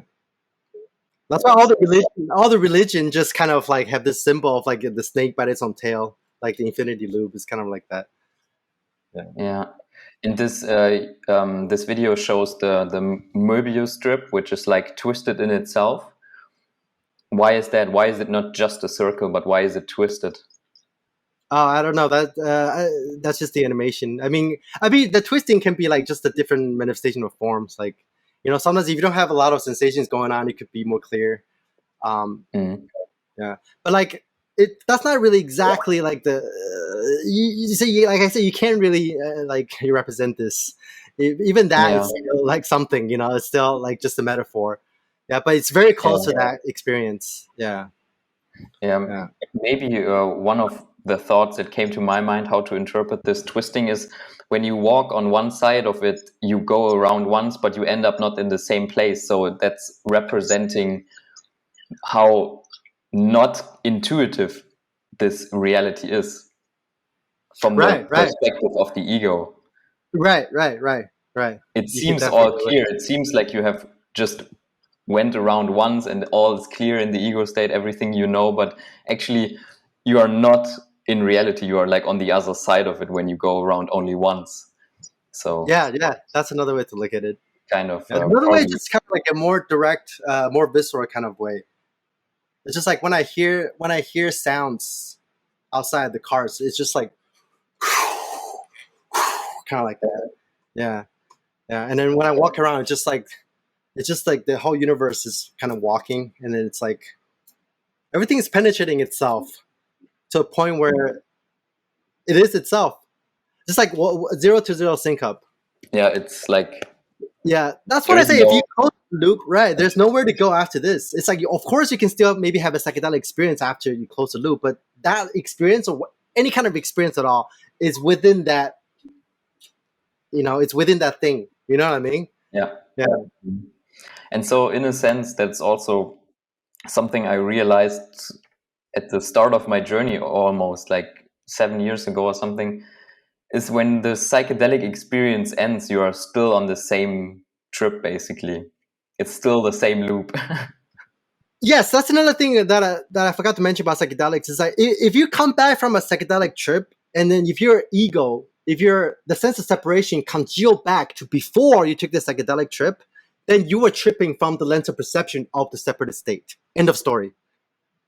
That's, again, the difference between a realization and an experience. The difference between temporarily transcending the self versus permanently dropping away of the self. Right? Yeah. So, I mean, everything that Leo Gura talks about is kind of within that third level, the God being, unity consciousness, love phase. And going from there to emptiness, you sort of have to go through two deaths. I read somewhere that Ramana Maharshi went through two deaths. First is the death of the ego, and then the death of the soul, or death of quote unquote God. The two most painful shifts on the path is from ego to God, and then from God to nothingness. From ego to being, and then from being to non-being. Those are the two most painful shifts on the path. And then the second shift, from being to non-being, I think is even more painful than the shift from ego to God, to being. Yeah. And the funny thing is, talking about like all the cessation, the difference between cessation and psychedelic experience, it's extremely difficult to realize the emptiness phase without a cessation. Mm-hmm. Why would you say that second letting go of yourself as God, why is that more painful? Dude, I don't know, because this whole God thing is just too wonderful. It's just like, yeah, do you know Jeffrey Martin? No. Oh, anyway, we don't talk about him, but because the God stage is pretty much the pinnacle of spirituality. It's the pinnacle of all mystical experiences in all traditions. Like, Christ consciousness, Buddha mind, all that stuff, Brahman even, that still belongs to the third level of like, God, the God phase. But at the fourth level, the nothingness, the Mala phase, it's not really like, it's hard to say even, it's very difficult to even put that in the map of spirituality. And in the fifth stage, the true no self, the nadi state, is totally beyond any religious or spiritual or mystical context. Yeah. I would say that it's hard because like you could be like a lot of, even the idea of Shante, he said after he had his like, one of his second awakening, he said he had like three awakenings or something like that. After his second awakening, when he entered the God phase, he was like in bliss. He was teaching people. A lot of like teachers, they're in that state. They're like the sages, the mystics. They're like oozing with Kundalini juice. They have halos on their head, and they can accumulate a lot of followers. But if you still have halos on your head, there's more to dissolve. And the last layer of the dream is the dream. The program of spirituality. The last layer of the dream is the spiritual Kant who thinks that he has attained nirvana. After you remove even that last layer of the dream, the Buddha said he's neither God nor human. He's awake. So the state is like, it's not really God, it's not really human. It's more like an animal and an AI hybrid. Okay. Yeah. Yeah, it's something that's transcending both God and the human. Yeah, it's something that's extremely primal and physical, but at the same time, it's almost like the animal. You asked me to have some kind of like illustration or metaphors from movies. Have you seen the movie Arrival? Maybe in German, and the title might be different. But what is that a movie about? It's about like those alien beings that have like tentacles, like an octopus. Okay, no, I haven't seen that. So yeah, so the natural state is it's kind of like that. It's kind of like extremely primal, but at the same time, it's like you're almost like a computer, because your body mind is sort of independent from your existence. Yeah, and then the people that shifted from like the third level, the being level, the God level, to the fourth level of like nothingness, they describe having just been completely like dumbstruck. They're like, what the fuck? I didn't know there's more to go. I didn't know that there's another like layer after that. And even though it's not like super blissful, it's not like, I don't feel like I'm God anymore. I don't feel like I'm this infinite love. Even though those experiences can still occur within, all different levels include the previous one. That's another thing I have to emphasize. It's not like when you let go of a level, you don't have it anymore. Each level still includes the previous one. But the people that shifted from like the third level to the fourth, they report like this well-being and freedom that I never felt even in that third level. Osho said something very interesting. He said after a while, being starts to hurt you. What does that even mean? After a while, being starts to hurt you, because if you're in the God state all the time, eventually that's going to come back and bite you in the ass. Because I was in that stage too. Eventually, that gave me a lot of suffering. One of the suffering is, damn, people don't understand what I'm experiencing. I had that for a while. It's like, people don't understand my experiences. Yeah, and then like I know this the ultimate truth to reality. I have the answers to everything, but nobody understands. Yeah. But then on the fourth level, you let that go. And then the need to like lift everybody up to that state of consciousness also drops away, right? Yes. The need to even understand, the need to even be realized, all dropped away. Yeah, and because I think in that state also the question may still arise, why is this all existing, right? It's like, Yes. God, it's so amazing, but why? It's still kind of there, Yeah, because the mind hasn't been completely dissolved. The dream hasn't been completely dissolved. So there's still going to be a question on top of this crazy ass experience. This experience is so amazing, but yet there's still this. My mind is still here. So the juxtaposition of the two can really create a lot of suffering. Okay, that's interesting. Yeah. That's why the one of the last fetters to let go of on the Theravada Buddhist path is the attachment to formless realms.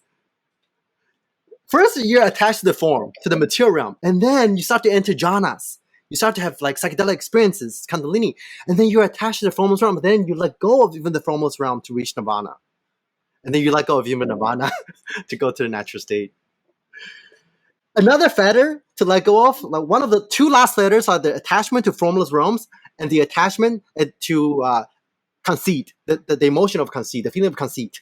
Why? Because when you get to that God consciousness phase, when you start to access like crazy altered state of consciousness, either through jhana or like psychedelics, you're gonna start to feel very cocky.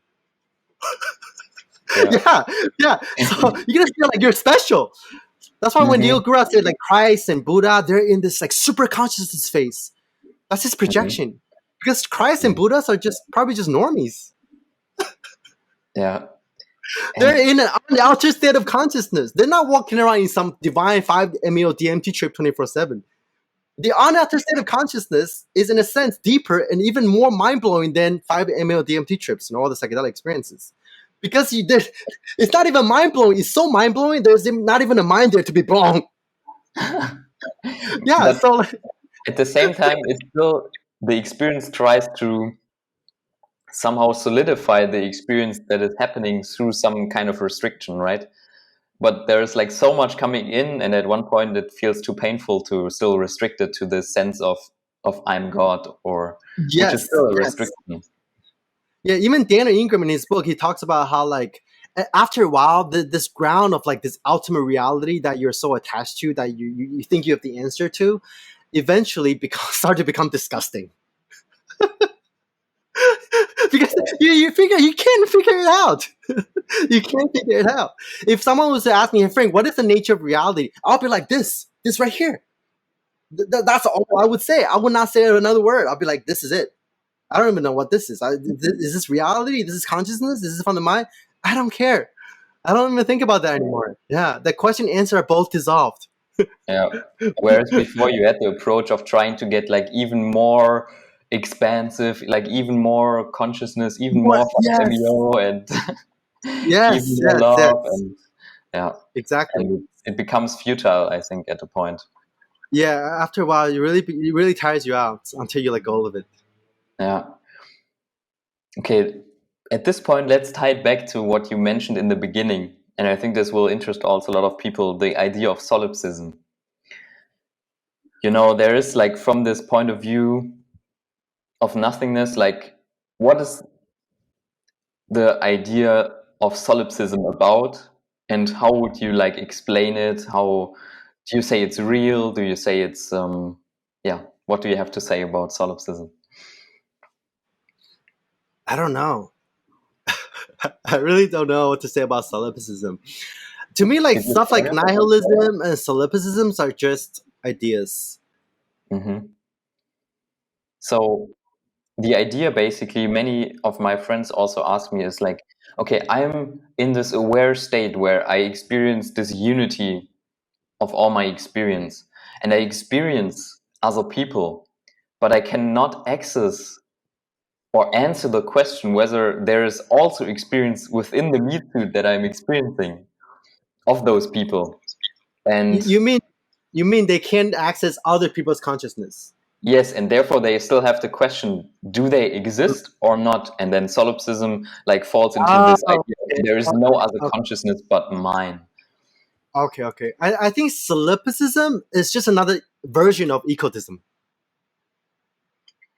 Yeah, it's just a flip side of egotism. You think your mind is the only thing that exists. Yeah. So I think quote unquote truth it's somewhere in between. It's reality is neither one nor the many. See, it's neither one nor the many. It's both. Yeah. For me in my like meditative journey, I have solved this question by dissolving space. So you look and see that this consciousness is not limited by space. And Right. so whatever you perceive to be someone else within your consciousness just means that whatever consciousness they have is not fundamentally disconnected from the consciousness you feel to be here. Because consciousness is not limited by space. So it's more like the other people are more like a dream that you have forgotten, basically, as from the point of view of consciousness. That So, works. That works. yeah, Yeah. that would be one way to see it. But It's yeah, almost like you're inside everybody and everybody's inside you. Like you are the universe and the universe is inside you kind of thing, right? It's like both and neither, right? Kind of thing, right? Yeah, it's like the fractals. It's like, okay, there's this whole, but then there are also the parts. And the parts also contains the whole and vice versa. Something like that, right? Yeah. And then that also ties back to dependent origination, which is another Buddhist concept where everything is codependent arising. So oneness can only codependently arise with separateness, and you can only dependently arise with me. So that kind of solves the notion of solipsism as well. yeah. Another way to maybe explain this is to translate it into the space of or into the time concept, which is like it is this one infinite loop that at some point also has the same experience of looking at you from the other points of views. But it also breaks down this analogy because this time is not like happening in time really, it's all simultaneously Oh, arising. right. It's always for me everything about the nature of reality or experience. My answer is always both and neither. Yeah. It's always both and neither. Yeah. Yeah. Neither this, neither that. Both and neither. Reality is neither empty nor not empty. It's neither um, one nor not one. Mhm. Yeah. Mhm. I'm neither conscious nor not conscious, kind of thing. Yeah, so that's so great that you basically like answered my next question already with that. But let's make it a little bit more clear, maybe, um, because people who are on the spiritual path, they usually have an answer, have a question, which they think in the usual terms will get an answer to be like dissolved. But on the spiritual path, this works differently, right? It's not like you have an answer to a question and that's how you are satisfied, Right. because the answer is always both, right? It's yes and no. And so is there like in spirituality any like true knowledge? I think the natural state is the end of knowledge. It's the end of mind. Like, back to what I was saying earlier, the ultimate realization is no realization. The ultimate attainment is non-attainment. And again, if you tell people this, they're gonna be like, "Oh yeah, just empty your mind, right? There's nothing to know." But it's not really exactly like that. It's almost like throughout the spiritual path, you accumulate all these different realizations and experiences and insight, but eventually they become externalized to reality, which is the way it is. So the ultimate wisdom is when you shred away every single solidity in the body mind, and then there's just this. So the search has to go on until it exhausts itself, not until it finds like an endpoint or an answer. It's like it dissolves Right, just into right, what is. yeah, yeah, yeah. But you cannot get there without exhausting it. That's the point you made, right? It's like, Exactly. Yes, yes. So all these different levels and all the insights and all the realization, all the intellectualization are all fucking wonderful. You need to exhaust. The only way you can transcend to the next level is if you let go of the current level. That's the only way, right? And how do you exhaust the current level? By expressing it, experiencing it fully. So the whole spiritual path could be said to be one that is extremely selfish. You love yourself so much that you dissolve the self into quote unquote love until you flip yourself inside out and become completely selfless. So that's another way to look at it. Yeah. yeah. And I mean, conceptualization plays a role in that, right? It's like that's part of the exhausting. Yeah, like to me, there's like three levels to understanding. One is intellectualization; you understand with the concept with mind, and then second level is experience. You have an experience of this thing you're trying to like imagine with the mind, or intellectual with concept, and then the third level is realization. That's the permanent shift, like we talked about earlier, a permanent shift in your moment-to-moment experience. And I'll even go a step further and say that at the natural state, all three levels dissolve because you don't even know what experience is. People are like, oh yeah, no concept, go with the right experience. Oh, experience, go with the realization. But what the fuck are experiences? You can break that experiences down to like sensations. You can be like, okay, before awakening, I see a table, I see a microphone, I see a computer. Those are just the lens of perception of concept. Okay, I remove that because I do a lot of meditation. Now I just see colors and forms and shapes, just vibrations. And when you remove even that lens of perception, now it's just sensations. Whoa, pure sensations. All sensations are equal. Everything is sensations. But what is sensation? You have no clue. At the deepest level, there is no way to know you're even experiencing sensations. Because even just like experiencing sensation, even that comes from knowledge.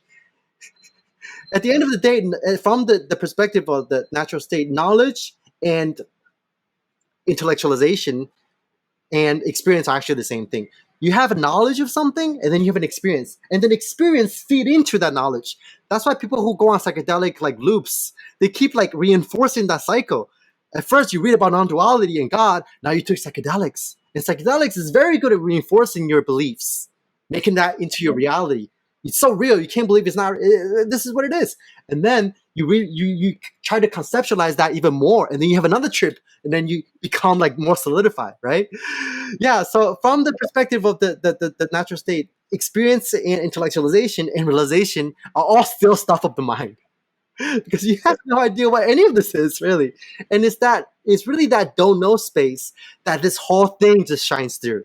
See, that's the paradox. The more you let go of God, the more you let go of this whole notion of the ultimate truth to reality, the more that shines through.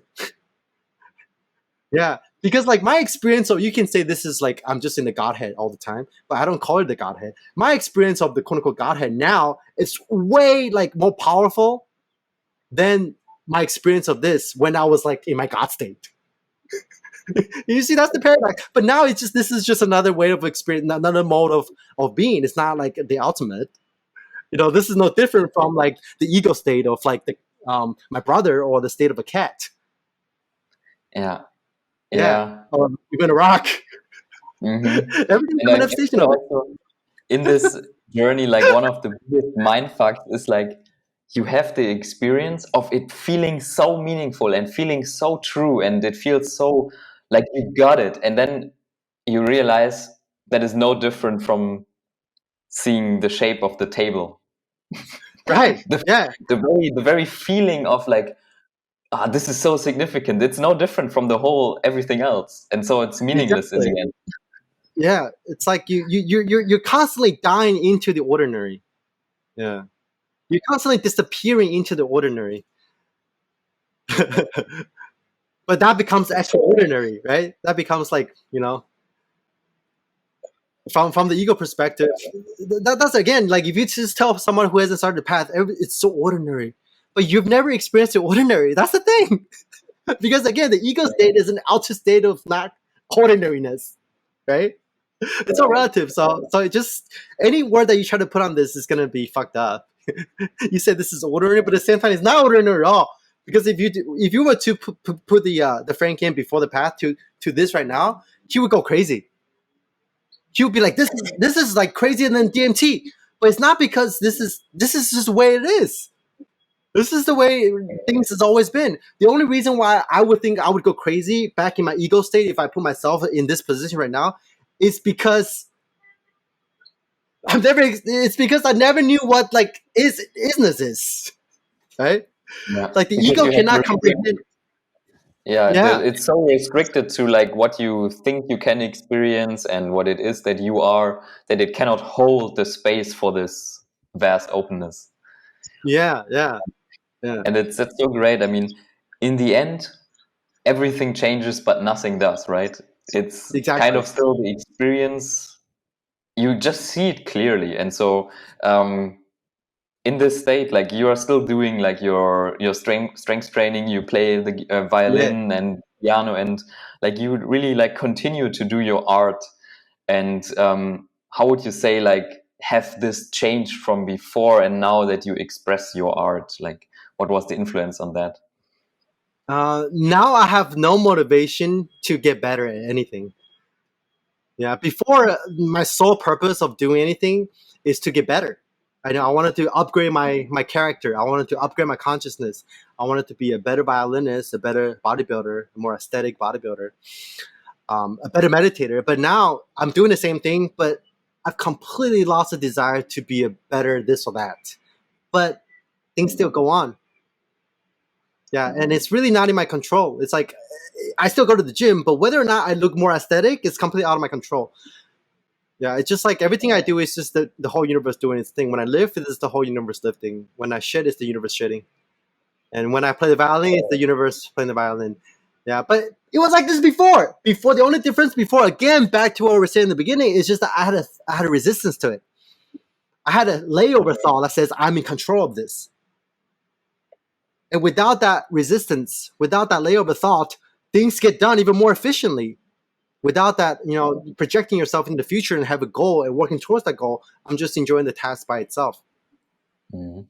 So in a sense, like you surrendered your idea of free will to now that's the free will of the universe, and it's Yes, doing yeah, that I through. think that's one of your last question about free will, right? Yeah, right. So like you do, like how do you now describe your free will as how Frank Yang decides what he's going to do? Is he going to the gym today? Does he feel like that? Like on the very basic level, what is like, how is that working out for you right now? with the free will, quote unquote, experience? Right now, it doesn't feel like I have free will, but neither does it feel like I don't have free will. So that's another duality that eventually get like decombusted, like this duality between free will and determinism, because that still belongs to the mind, right? It still belongs to thought. So like in a sense, it feels like every action that I take is sort of like governed by a universal will, kind of, and the universal will the universe doesn't care if it's free or not. The universe can't say it's free or not free, right? It's just happening. Like every action you take, it's almost like just the causes and conditions of the universe. You just see more clear. Like again, like I said, this is how it was before. You just see more clearly. Yeah. So I guess the difference is, what'd you say?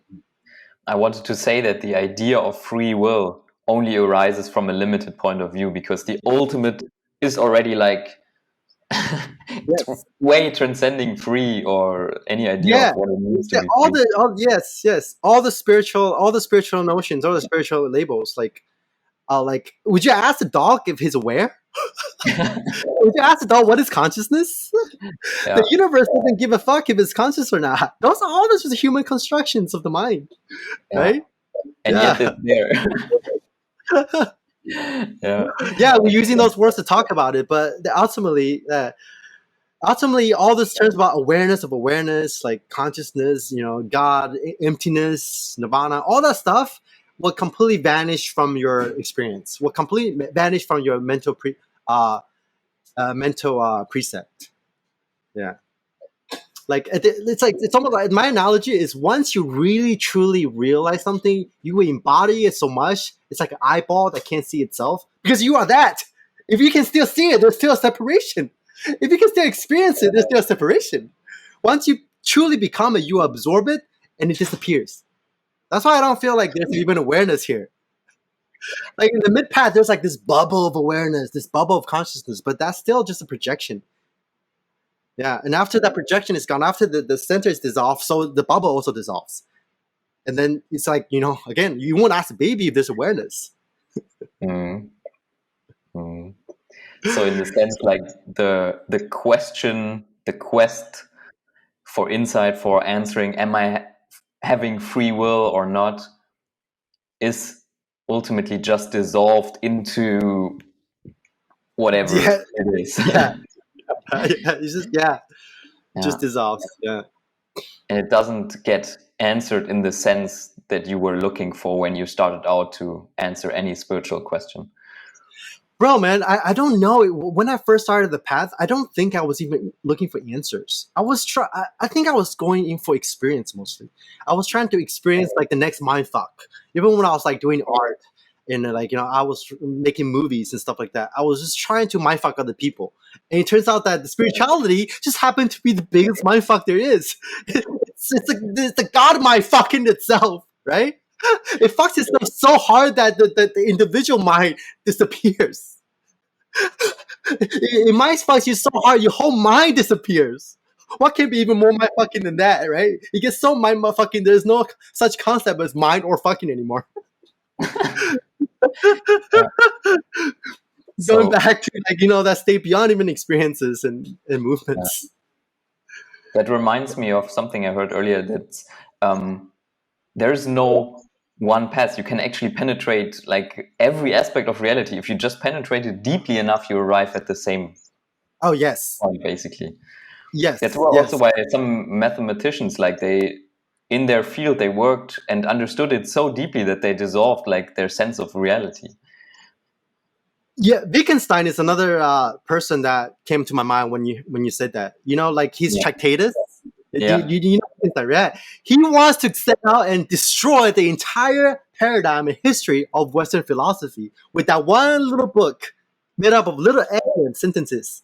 And he said that if you truly understand that book, each sentence would deconstruct, dissolve itself, eats itself, almost like the snake bite its own tail, like the little ones. And then the final sentence of the book, what cannot be said must be passed over in silence. That sentence also destroyed that book, that destroyed the whole paradigm of philosophy, because he realizes all the philosophers are like all these debates about the nature of reality. Ultimately, it's going nowhere. Why? because they're using language with language. They're using mind to understand the mind. It's never gonna work. Yeah. So that because that's very interesting. He's almost like a Zen master in a sense, but I don't think he's. Yeah, I think he has some glimpses. He has some like glimpses of awakening, but because it just happens that he didn't have any techniques, or he didn't have any he didn't have the internet, so he didn't have like techniques about meditation retreats and psychedelics, so he couldn't quite get there. But I think he went as far as you can by doing it intellectually. Yeah, I A think he lot of basically, philosophers. yeah, I think what he did, he dissolved this whole notion of philosophy in his mind, Yes, like, but that doesn't yes, mean he dissolved everything. Like, yes, there yes, might yes, still be the feeling of I am the body that hasn't yes. been looked at from his point of view. Yes, his lesson to me is, if you're a philosopher, you destroy philosophy. If you're Yeah, a spiritual person, you destroy the paradigm of spirituality. yeah, right. Yeah, If you're a mathematician, you destroy mathematics, and you do that with your field, and then, but you still yeah, have to like look for, if you want to go to the ultimate, you have to look for any other sense of what I am, what I believe in, what I am, and so yeah, all the things we talked about earlier. Okay, let's get into like a couple of questions that I got from friends and listeners. Um, do you still experience fears? no fear. Once the fear of death is dissolved, there's no other fears, because all fear comes from the fear of death. And once you have enough successions, once you die hundreds of times, thousands of times, there's really no more fear of death. I could die tomorrow, then I'll be fine. I'm So serious. yeah, so that means also if you say everything is a fear of death, like even if you say you are no longer afraid of torture, for example, it's the same basic fear of death, right? I'll be afraid of pain when at the moment it happens. Like, I wouldn't say afraid. Like, if someone is gonna torture me, I'm gonna feel pain. I'm gonna be like, fuck, I don't want it, right? But then, like, my mind doesn't work. Like, I can't imagine. Like, my mind doesn't go forward like that. Like, it doesn't conceptualize. Oh, what if I get tortured? People always ask me, Frank, what if you get hit by a car? I was like, I don't fucking know. I'm not getting hit by a car right now. But all I know is, like, yeah, right now I'm not afraid of death for sure. But I think I'll be more afraid of pain for sure than of death. Okay, so you can assume now that pain will be like not a pleasant experience, Not a but that's pleasant all. experience.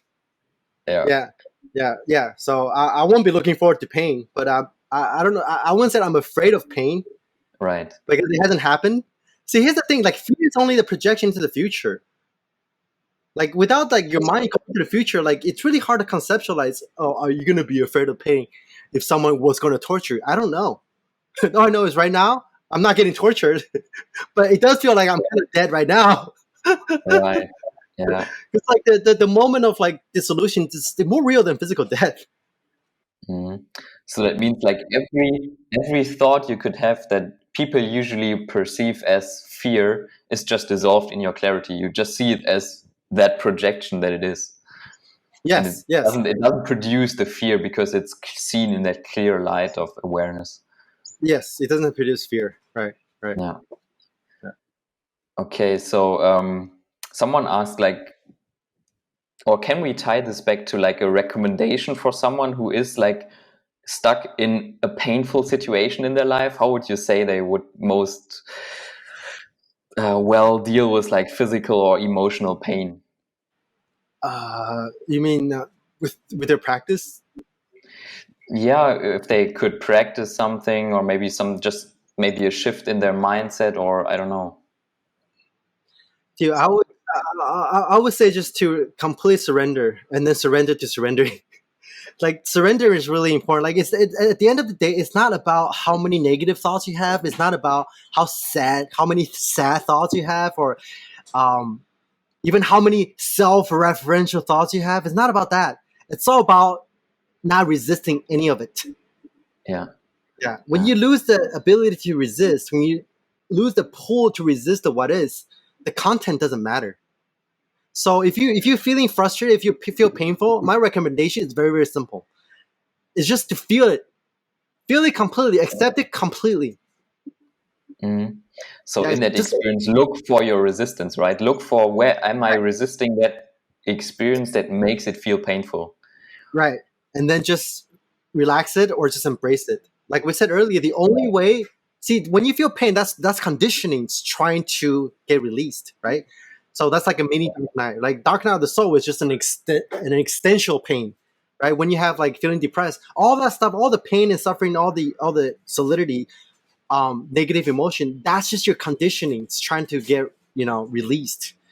And the only way to release it, like we said earlier, is to exhaust it. And the only way to exhaust it is to feel it completely. Mm. To have no That's all barrier it is. against it, to just let it flow through, and then it has no ability to leave any traces in your mind or in your psyche. Yeah, that's And really the those whole traces path. are, yeah, right. That's really the And whole I feel, path. Like we talked about earlier about like dissolving the God state. That's the same thing as dissolving like the thought about your ex girlfriend bugging you. That's a conditioning. So is the God state. It's about just feeling out and expressing it, right? If you have a condition of like sexuality, go on and fuck a lot of girls. That's what I did. If you have an obsession with being God, go out and smoke as much DMT as you want and be as godful as you want. Be as divine as you want until it exhausts itself. That's the whole path. yeah, that's like, yeah, I mean, if you go to that level and only give like the truest answers, it always comes down to that. Like Yeah. all psychotherapy is just masking this truth. It's just trying to cover it up. So yeah, I like this advice very much. Even when you like talk to a therapist, why does it work? When you take drugs, why does it work? Because at that moment you're releasing it. Oh, you can. I guess you can cover it up sometimes too. But like I would say, when you talk to a therapist, you're releasing your conditionings. You're feeling it by talking to a therapist. That's why it works, right? Mm. But then at the same time, I feel they don't go deep enough by saying, okay, we have to Right, somehow integrate that into your ego story and make it like right, build up all the beliefs around your suffering, which you can let go in the same moment as well. Like, don't believe right. anything about your suffering and just let it go through. And yeah, That's why it's really important to just observe from the next level. Like that's why in spirituality, the first thing they tell you to do in spirituality when you run into trouble is to abide in the witness, abide in the awareness. It's only through the perspective of awareness can you dissolve the ego.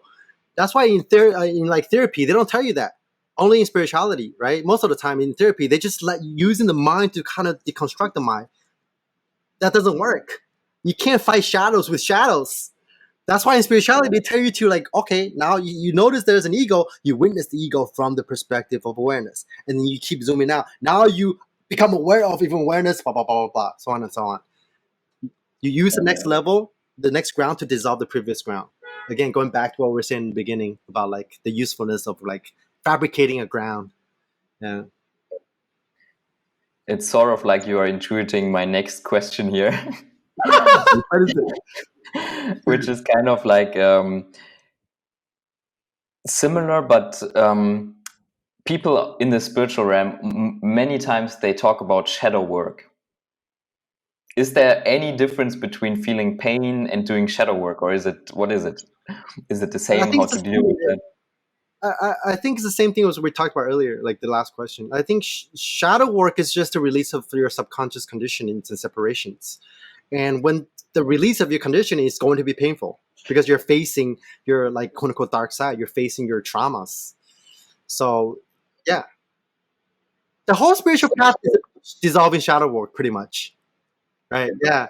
Yeah. But the thing is though, it's hard for people to get anyway by only dissolving shadow work without abiding awareness, without having this, like we said earlier, about having this kind of this meditative concentration power. Right. So it's still important to train mindfulness. It's still important to train insight because you don't know what the fuck you're dissolving. If you only do shadow work without insight, without concentration, I guess it's kind of like, I don't know what a good analogy is, but you just don't have all the tools.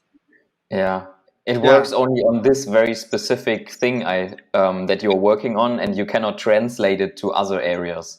Right. So It's almost like it's only you just kind of like tweaking the content instead of yeah, like trying to dissolve the content from the perspective of the context. yeah, Yeah. yeah, yeah, yeah. So you would recommend that if someone is like stuck on the level, okay, I have to work out all my shadows, try a little bit of enlightenment work, meditation, and see how that changes your total view on shadow work. Yes, people say that wake up, clean up, and grow up, right? Yeah. Too many people are focusing on the cleaning up without waking up first, and they get nowhere. I say wake up first, and then the clean up will do itself. Right. Yeah. Right. Yeah. Because in that clarity, you cannot deceive yourself anymore. Yes. So the real shadow work can only really come after you wake up. But just by the process of waking up, you're already doing a lot of cleanup because you can't wake up unless a lot of your conditioning has been dissolved. So if you just focus on waking up, the cleanup will take care of itself. Yeah. Right. Yeah. Because I have a lot of friends that don't care about waking up. They're like, oh, I'm really into spirituality. And they keep taking ayahuascas, keep doing like breathing shadow work. Oh, I'm just cleaning up my condition. I'm just doing shadow work. They're getting nowhere. Yeah. And they're like, why don't you care about waking? I don't know. I just want to do cleanup. Yeah, they take it still from the point of view of the ego, right? Ego can do something to better myself, and from that point of view, it's fighting ultimately the mind futile. Yeah, fighting the mind with the mind.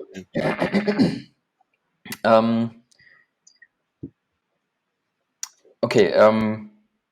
Someone asked, I will just read this here. As the personal history is just always a thought arising in the now, do you ever find that those memories have an influence over what you are doing now? Do you feel any need to heal any of your past experiences? Oh yes, before, yes, definitely. Yeah, I definitely have to. Even after the awakening, the Big Bang, there was still a process of decondition. Actually, like after that, after a realization of anatta, of no self, for most people, they're gonna go through this phase where they just feel really energetic because they're once they truly see through and abide in the natural state, all your previous conditions just pop out like crazy. That's why a lot of people after their awakening, they have a lot of crazy kundalini unfoldments. That happened to me. Like I think the first 3 to 6 months of after my Big Bang awakening, after I closed the circuit, I was like tripping on. I felt like I was tripping on LSD or like DMT, like constantly. And then again, that's when I realized, what is that? That's just the release of my subconscious and conditionings. Yeah, but now there's no more. That now I can't say for sure, but now I haven't had any experience like that in a while. Like everything sort of left my body. No more kundalini. No more like trippy stuff. So these experiences, were they like psychedelic, like in the sense that they have all the visuals, or was it like just the sense you get? No, it's like a full-blown psychedelics. I was like, if you put me in the state right after my awakening, at first I didn't even realize that was the release of my condition. I was like, man, I'm awake now. I can like access all the different crazy states. It's awesome. And I was like, then it's like almost as powerful as my DMT trip. But then after a while, they start to get more and more subtle, and they don't happen anymore. And then I realized, holy shit, those are just the byproduct of the release of my conditionings.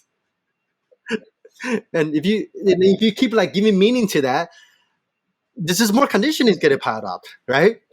Mm-hmm.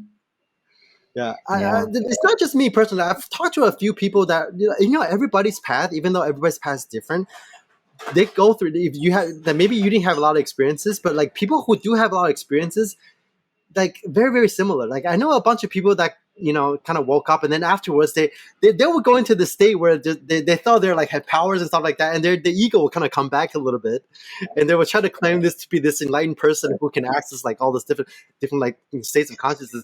But then after a while, they realize they can't help it. They all dissolves.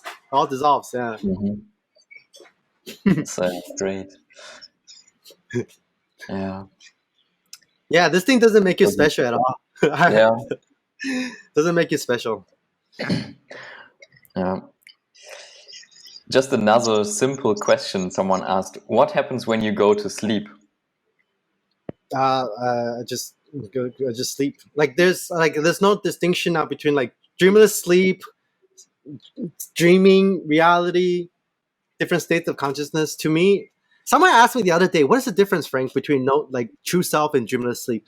Like I had to like put my lens of perception back. I had to think about it for a second. What is the difference? I don't know. It's the same thing. It's just one continual unit. Yeah. Yeah. It's like So unconsciousness and consciousness. To me, it's the same thing. yeah. Falling asleep or not, it's the same thing. Yeah. I So don't sleep from as much anymore though. okay, is that because you think you don't accumulate so much Yes. mental stress anymore because there's no resistance, right? Yes. Same with the workout thing. When I don't feel tired, now I average like 4 to 5 hours of sleep every single night. But even the week before awakening, I had to take sleeping pills, man. If you look at my face, I look really old. I had to take sleeping pills to go to sleep because I was so stressed. But then, boom, the next day, I was like a new person. I've been sleeping 4 or 5 hours a day ever since. So, like I said, it's like a biological like process, man. It's so weird. Mhm. Wow. So if you like, and then take off all perceptions and concepts of sleep, what happens, would you say, is just you go to sleep and then maybe you dream a bit and then nothing, and then you wake up and there was no sleep, quote unquote. It was just You're just a whatever it is mode. that you Yeah, yeah. It's just a different. I guess from the relative perspective, a different mode of being. Yeah, yeah. yeah. But I you don't don't dream that like, much anymore. yeah, Too. you don't sit there in deep sleep, like waiting. There is no time, right? You don't wait to like until you wake up again and you have the memory of being asleep 5 hours or something like that, right? I don't think about that. No. Yeah.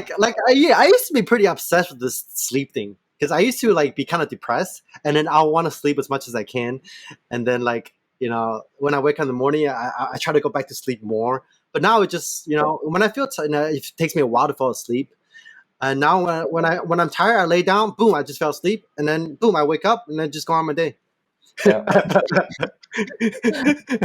don't There's think no about it. time passing. Yeah. Yeah, yeah, yeah. The dreamless sleep and dream and hear, same thing to me. Yeah.